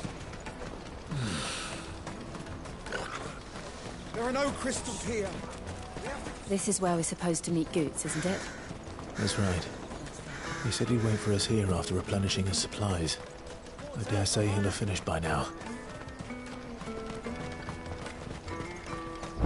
Let me carry your goods. I'm cheap. Well met.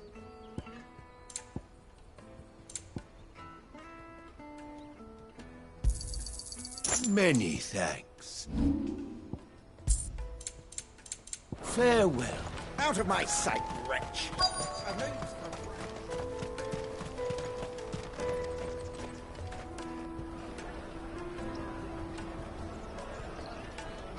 Wonders from across the water. Come one, come all. Feast your eyes. Good sir, can I interest you in...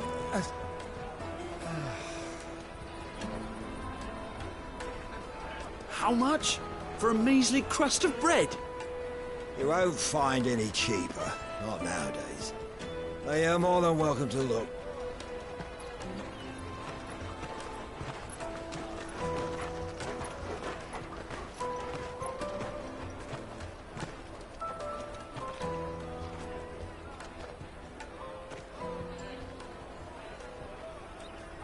The Empire's unlawful and illegitimate occupation of the Crystalline Dominion is still in effect.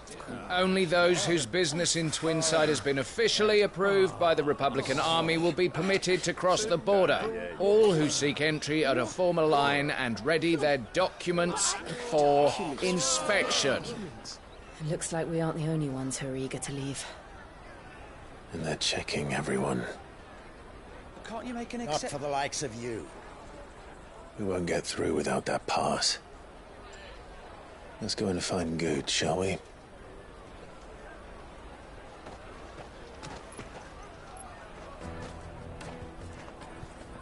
He must be around here somewhere.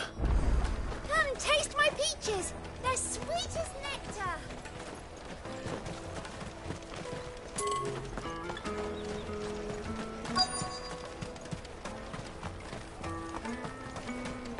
I'll take the large one. Ah, good. There you are. Clive, I'm so sorry. Don't tell Nan, will you? Slow down, Goots. Just tell us what happened. It's me trader's pass. It's gone. We cannot ride the caravan without it. We won't even be able to get through the flipping checkpoint. Do you remember when you last saw it? It was in my pocket a minute ago. Then a bairn bumped into me and... Yeah. You don't think that they might have nicked it, do you? It wouldn't surprise me. A busy market like this is prime territory for pickpockets. So, to get the pass back, we need to find this child. Where would we even start? I know where! I've got a pal in Bocklad who might be able to help us. No one knows more about what goes on round here than she does. Where do we find her? She's the owner of the Crimson Caravans, up that way. Sign's got a red chocobo on it. No time like the present. You two go on ahead. I'm gonna check the rest of my stuff, make sure naught else is missing. All right. We'll meet you there.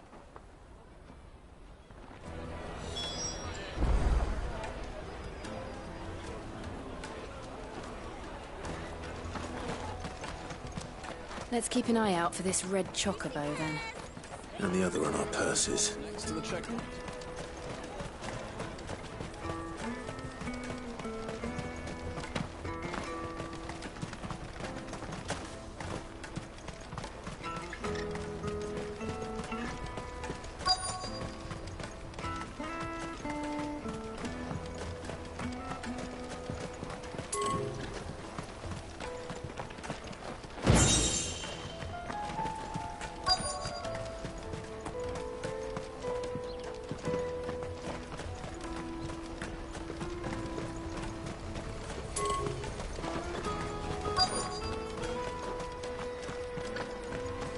Bloody Crimson Caravan. Scooping up all the best customers. Hurry, man.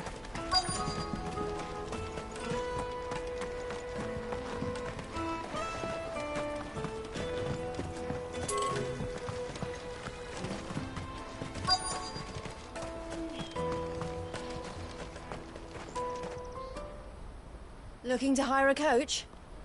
It's 10 million for a two-birder to the Crystalline Dominion. Take it or leave it. Oh, we're not here for that. Then I bid you good day. Oh, wait! Don't go, El. He's me mate.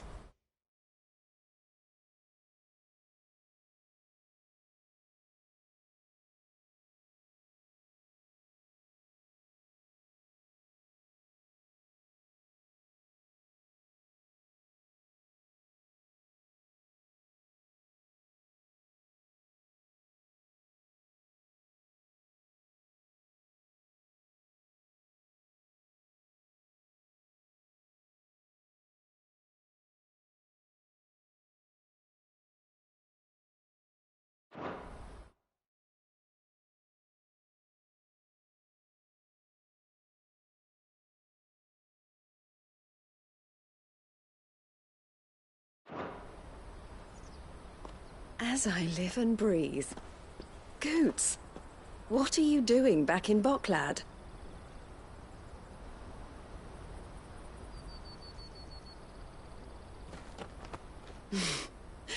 I gather Lady Karen didn't send you.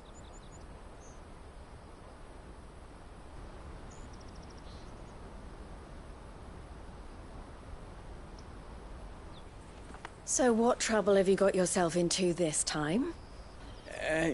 It's me trader's pass. It got stolen. By a little bairn. Of all the... You're the size of a marble. Honestly. Ugh. Goots told us that you know the markets well. Might you have an idea which little bairn could have done this? We don't intend to punish them. We just need our pass back.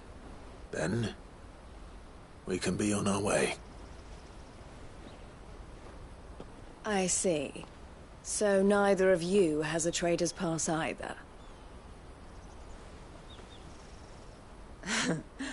Not that anyone would take you for traders, but I suppose that's why you came to me, correct? Now, I can't say for sure who took your pass, but I suspect I know why they did it. Let me explain.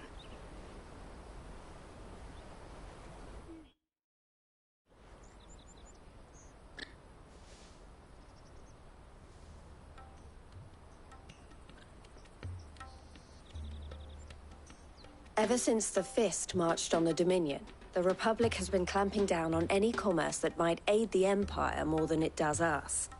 Which means traders' passes have gone from being merely a way of easing one's progress to being essential if one wishes to cross the border at all. And with demand outstripping supply, they've become a precious commodity, leading some to seek to acquire them by less than legitimate means. So the children are stealing passes to sell on the black market? Yes, and no. Passes are inscribed with the names of their owners, and yet none of the victims' names have appeared on the register of those passing through the checkpoint. Which means? That someone is doctoring the stolen passes. The same someone who is encouraging the children to steal them. And the same someone who has Goots's pass, no doubt. Whoever they are, they're ruining the livelihoods of honest merchants, which is why we've decided to take a stand. Will you stand with us? You want to get your pass back, and we want to ensure that no more are stolen. Catch whoever's behind it all, and 2 birds shall be slain with a single stone. Is there any other way of getting to the Crystalline Dominion Goods? They won't let you in if you're not with the caravan. It's that, I don't know, try swimming across the strait. But the guards will definitely spot you if you try and do that. Like, we don't want to get spotted, right? So either we find the people who took the pass, or give up all hope of entering the Dominion. All right. We'll help. Thank you kindly. But I don't know your name.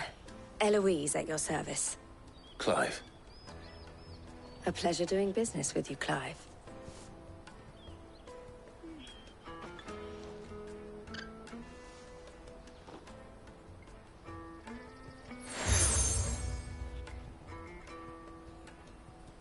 The proprietor of the furniture makers by the coach stop is spearheading the search. Wear that, and he will know you for a friend. I suggest that you speak with him first. The furniture makers. Understood.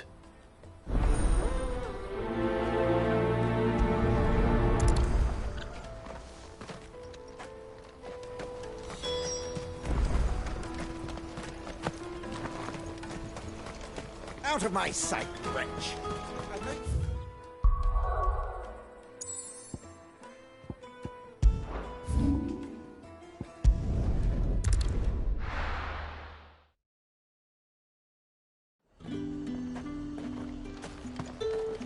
There's talk that the glass gate flood.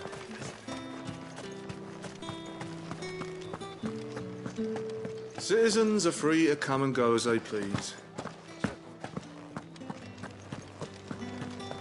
Did you hear?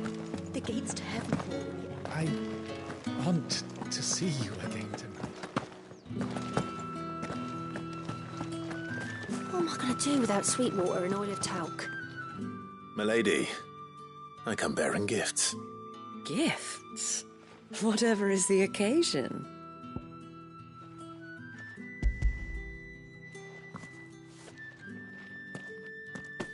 Oh my. Clive, you really have outdone yourself. Otto asked me to give it to you. To settle the Hideaway's debt with the Veil.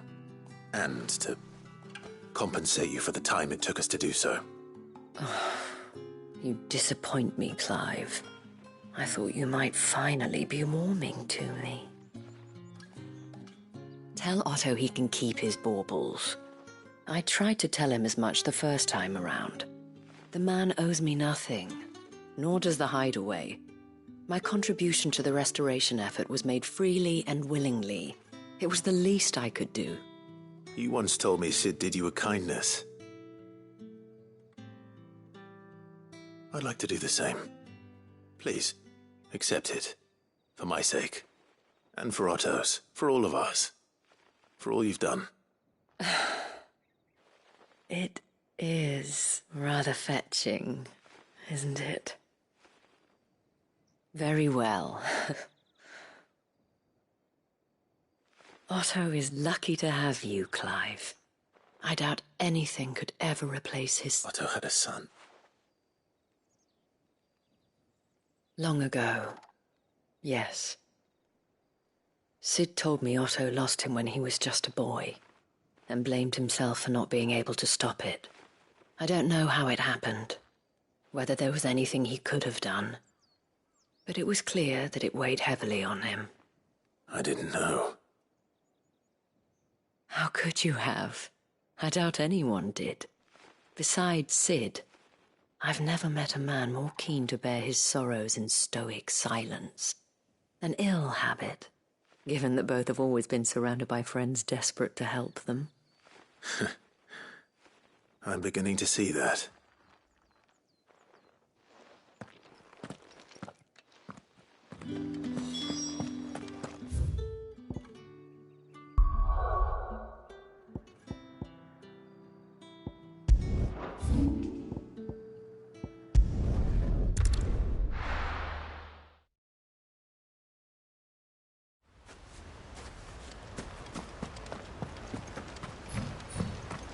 Ambrosia won't help me here.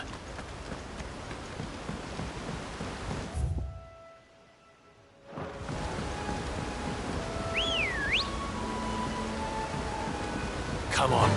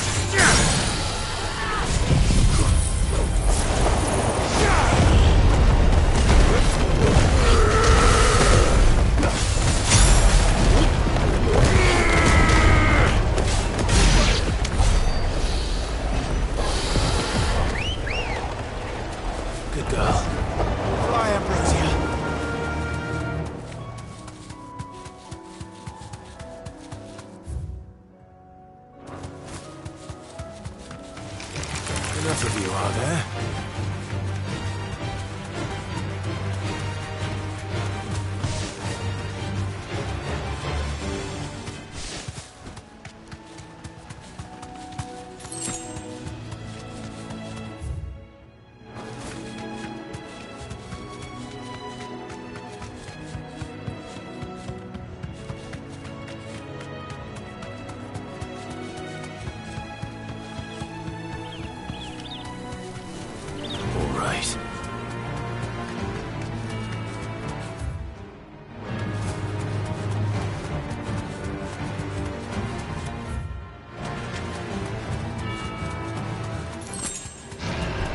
Mistakes.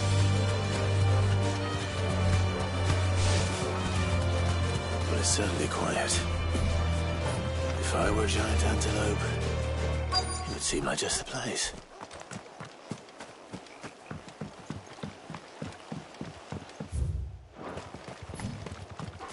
I doubt we'll find one bigger than that.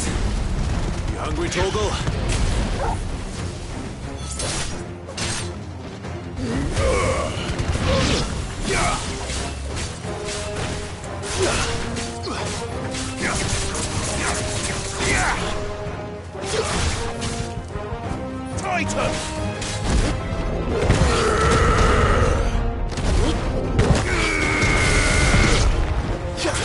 You're finished!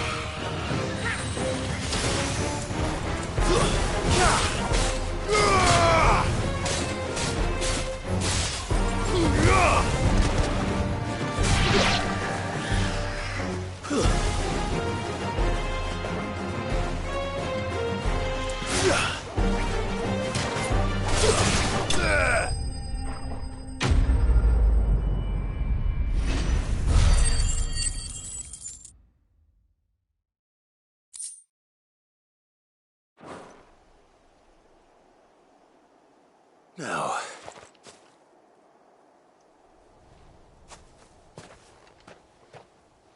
will it be enough, I wonder?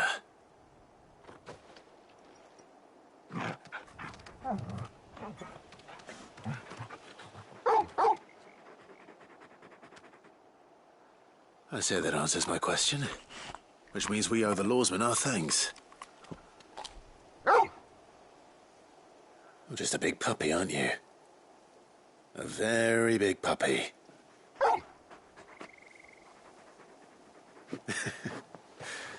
You do know you can take that with you, Torgal.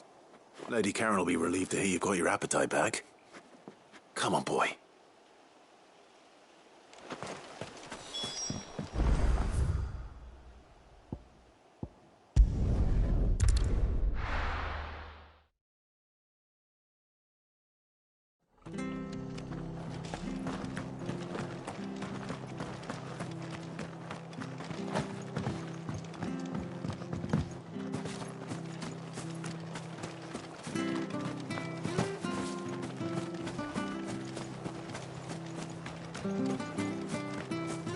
But the Empire have dragoons.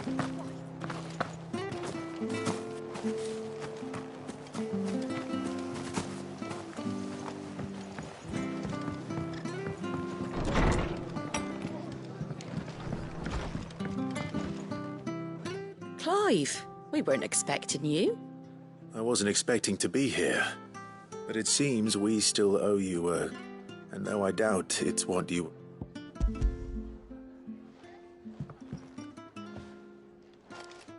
A star, Ruby? I can't accept this. It's worth at least twice what you owe me. More if you can find yourself the right buyer. Think of the difference as interest. Interest? If word got out I charged that much, no one would ever borrow from me again. Anyway, why are you the one here asking me about this? I'd have expected Otto. Bit much sending the Lord Marquis out to settle your debts, isn't it? The old goat working himself to death again. Something like that. Most days I think he's the only reason the hideaway's still standing. Same as always, eh?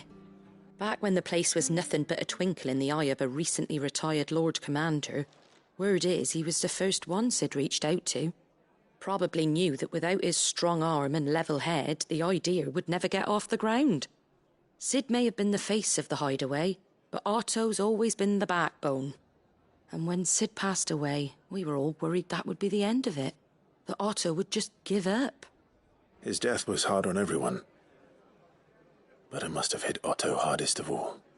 But he didn't give up, did he? Quite the opposite, in fact. If I recall, he was the one who nominated you as Sid's replacement, and rallied the rest around you. I reckon what he saw in Sid, he saw in you too. And don't we all? Doesn't hurt that you're half as stubborn and twice as handsome, neither. That, and you keep good company. I suppose I do.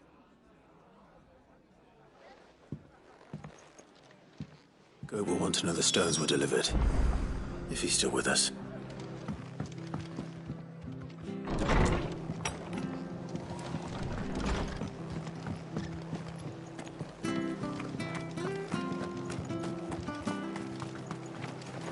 Anything catch your eye?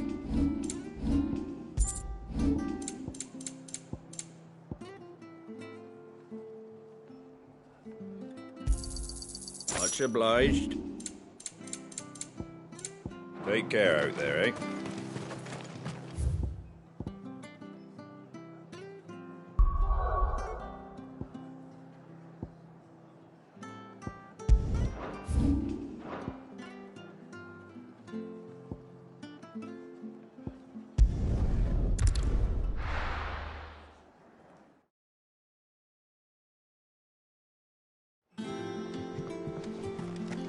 We need to help Goots find that trader's pass.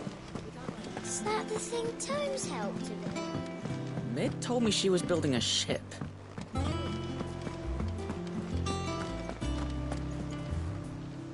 Goat. Still alive, I see. So Lady Karen accepted the ruby. Ah, but she was just too stubborn to take it. She threw it right back in my face, in fact, and told me I could stick my stupid stone where the sun don't shine. Karen refused payment. I hope it wasn't something I said. I'm sure you were as tactful as ever. Let me see what I can do. Oh, wonderful.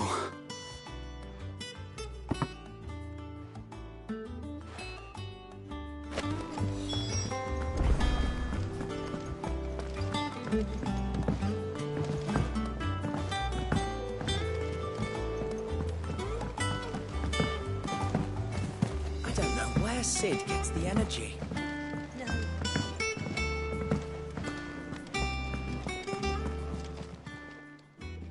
Lady Karen, Goat tells me you weren't happy with our offer. Would you prefer the debt was repaid in coin? What debt? I don't recall lending any of you lot me hard-earned gil. I may have tossed a talent or two in, but those were donations. Of course not. Surely you wouldn't shun the gratitude of a pauper who happened to have become a prince. Oh, fine. But I'm selling it and taking what I'm owed, then you're getting the rest whether you like it or not.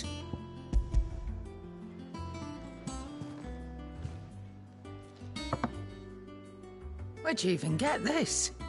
A canny one, meanwhile, might claim it were nicked from the belt of Sid the Outlaw himself, and might be I already have a buyer in mind. Might be you even know her. A fine continental maid whose beauty's only eclipsed by a guile in commerce. You wouldn't mind, would you? Not at all. Just be sure to tell her that it's always a pleasure doing business.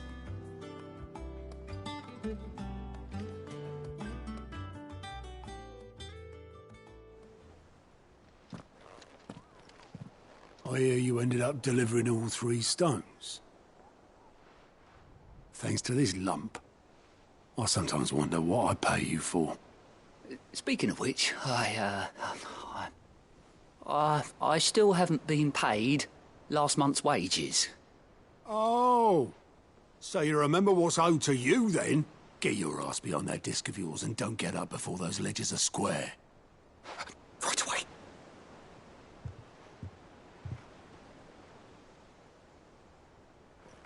I've seen that before.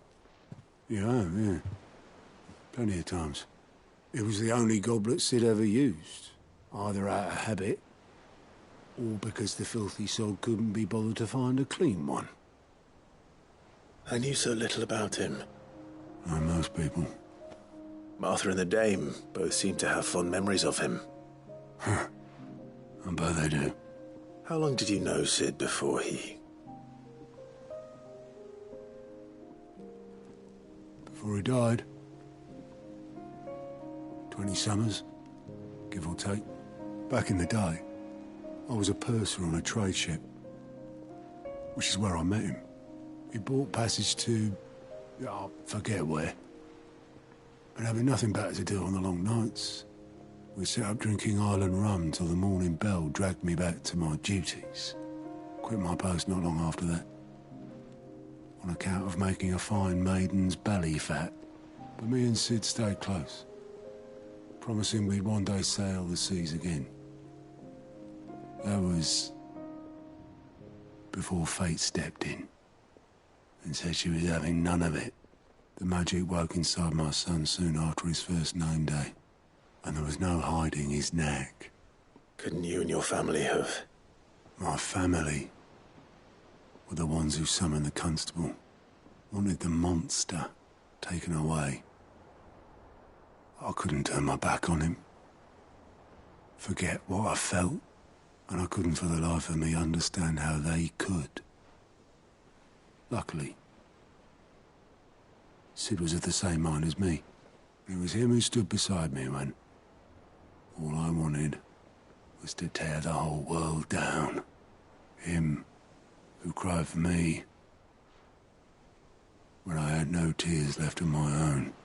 Him, who swore he'd do everything he could to stop it from happening again. And he was true to his word, too. Left the Royal Army once and for all. His ranks, his ribbons, gone. Just like that. Threw away everything he had. All to right a wrong that no one else had the courage to face. I knew then I'd follow that man to the ends of the earth.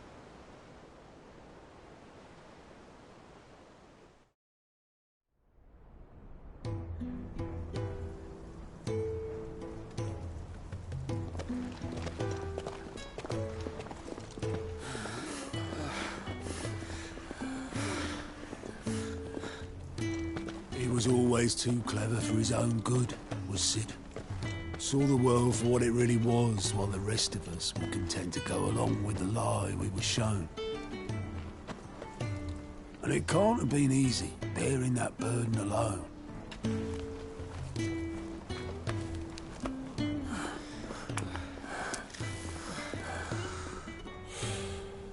But he didn't let it stop him.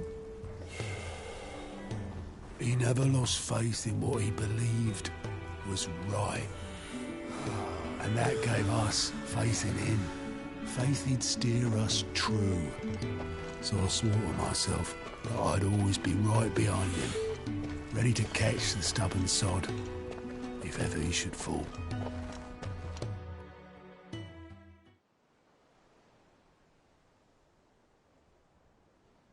But I couldn't even do that.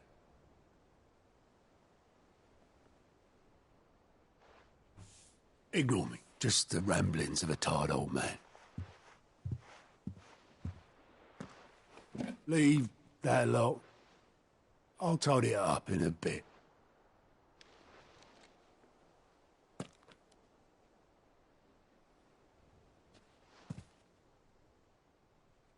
This is Sid's handwriting.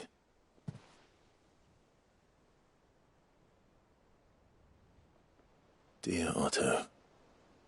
I may be drunk, but I wanted you to know this place would be fucked without you. Love you, you grumpy old sod.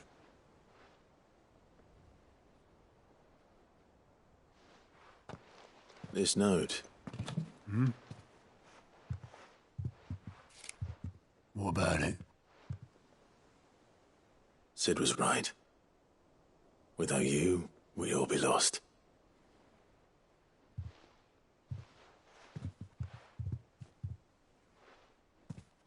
He should have bloody well said so then. Just once. Before he went. But then, why would he? Him, or anyone? I'd only have told him to piss off.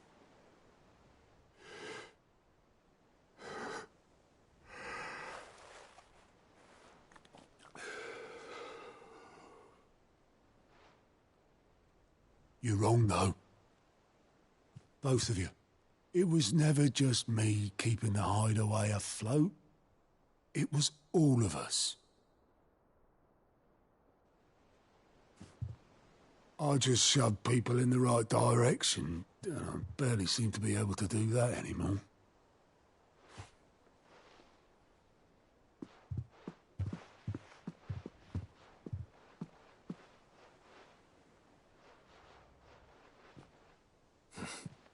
Would you rather Goat at the helm? Well, maybe I've got a few more years left in me. I'm going to hold you to that, Otto. Before you go, Sid would have wanted you to have this. But that's... This'll do me just fine.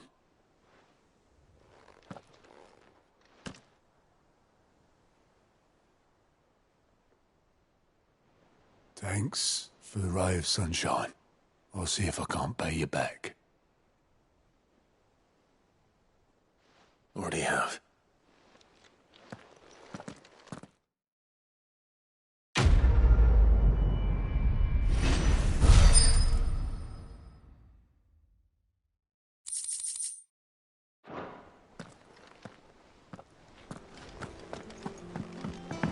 Mid told me she was building a ship.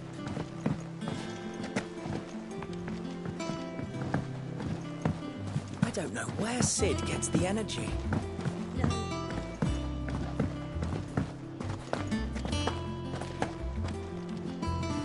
I noticed you and Torgal had gone off somewhere. Take him for a walk, did you? You could say that.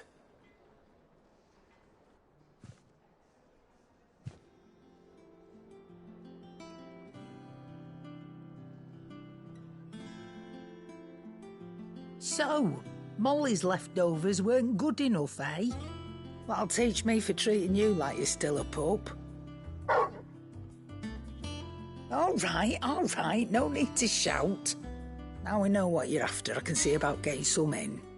Speaking of which, I brought one for later. Can I leave it with you?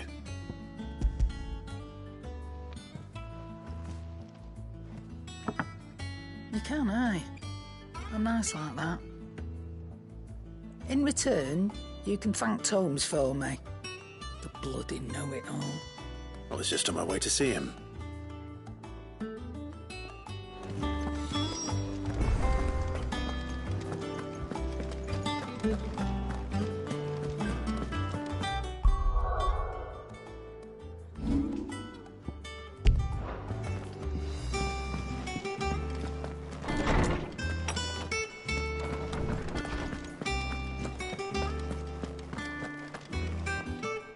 Ah, were you able to look? We were indeed, Lawsman.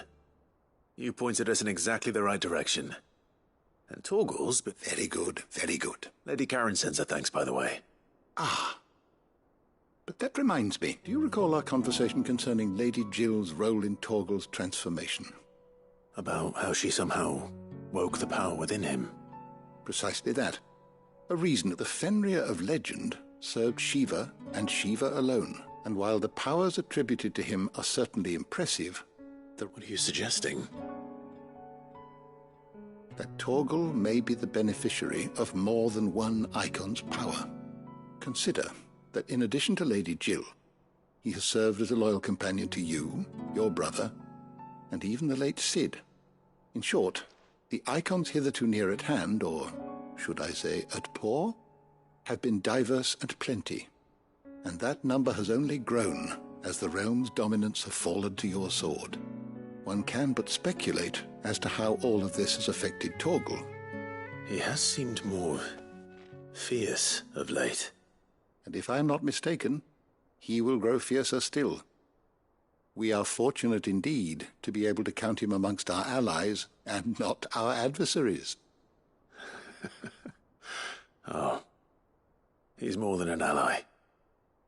He's a friend.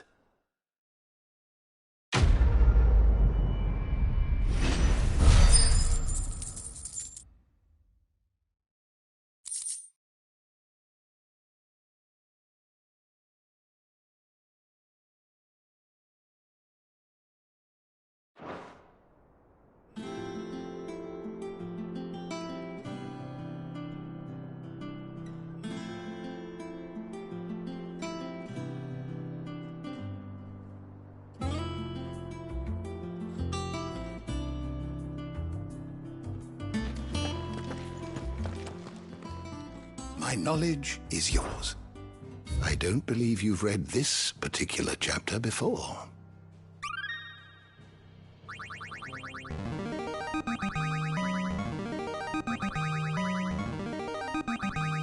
I have quite the find for you today.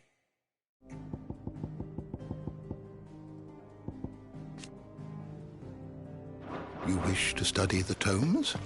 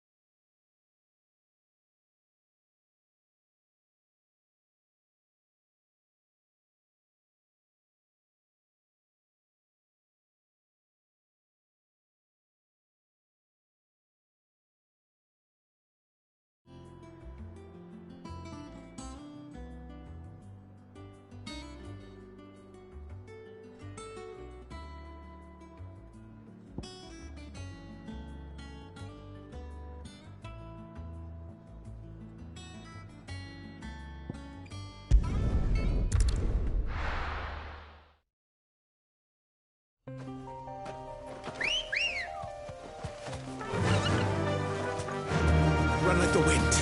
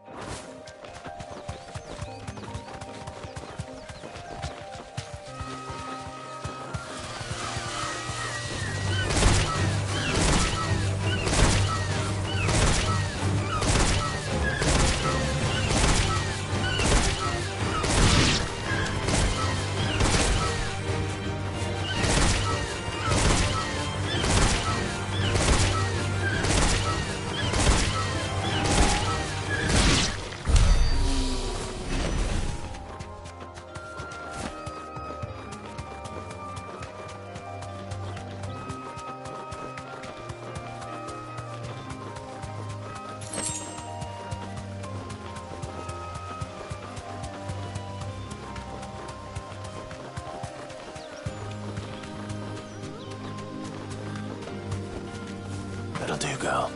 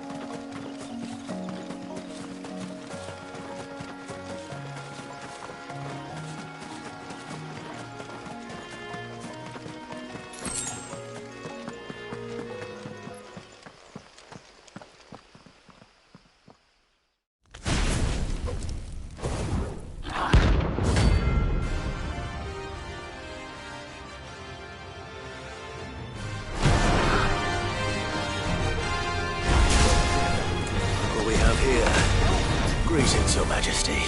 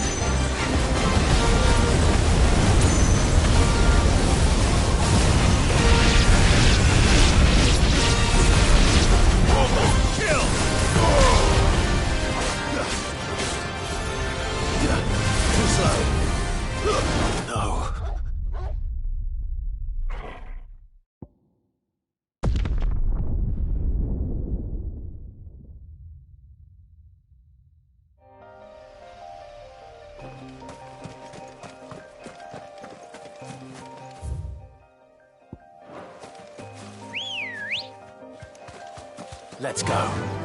Fly, Ambrosia.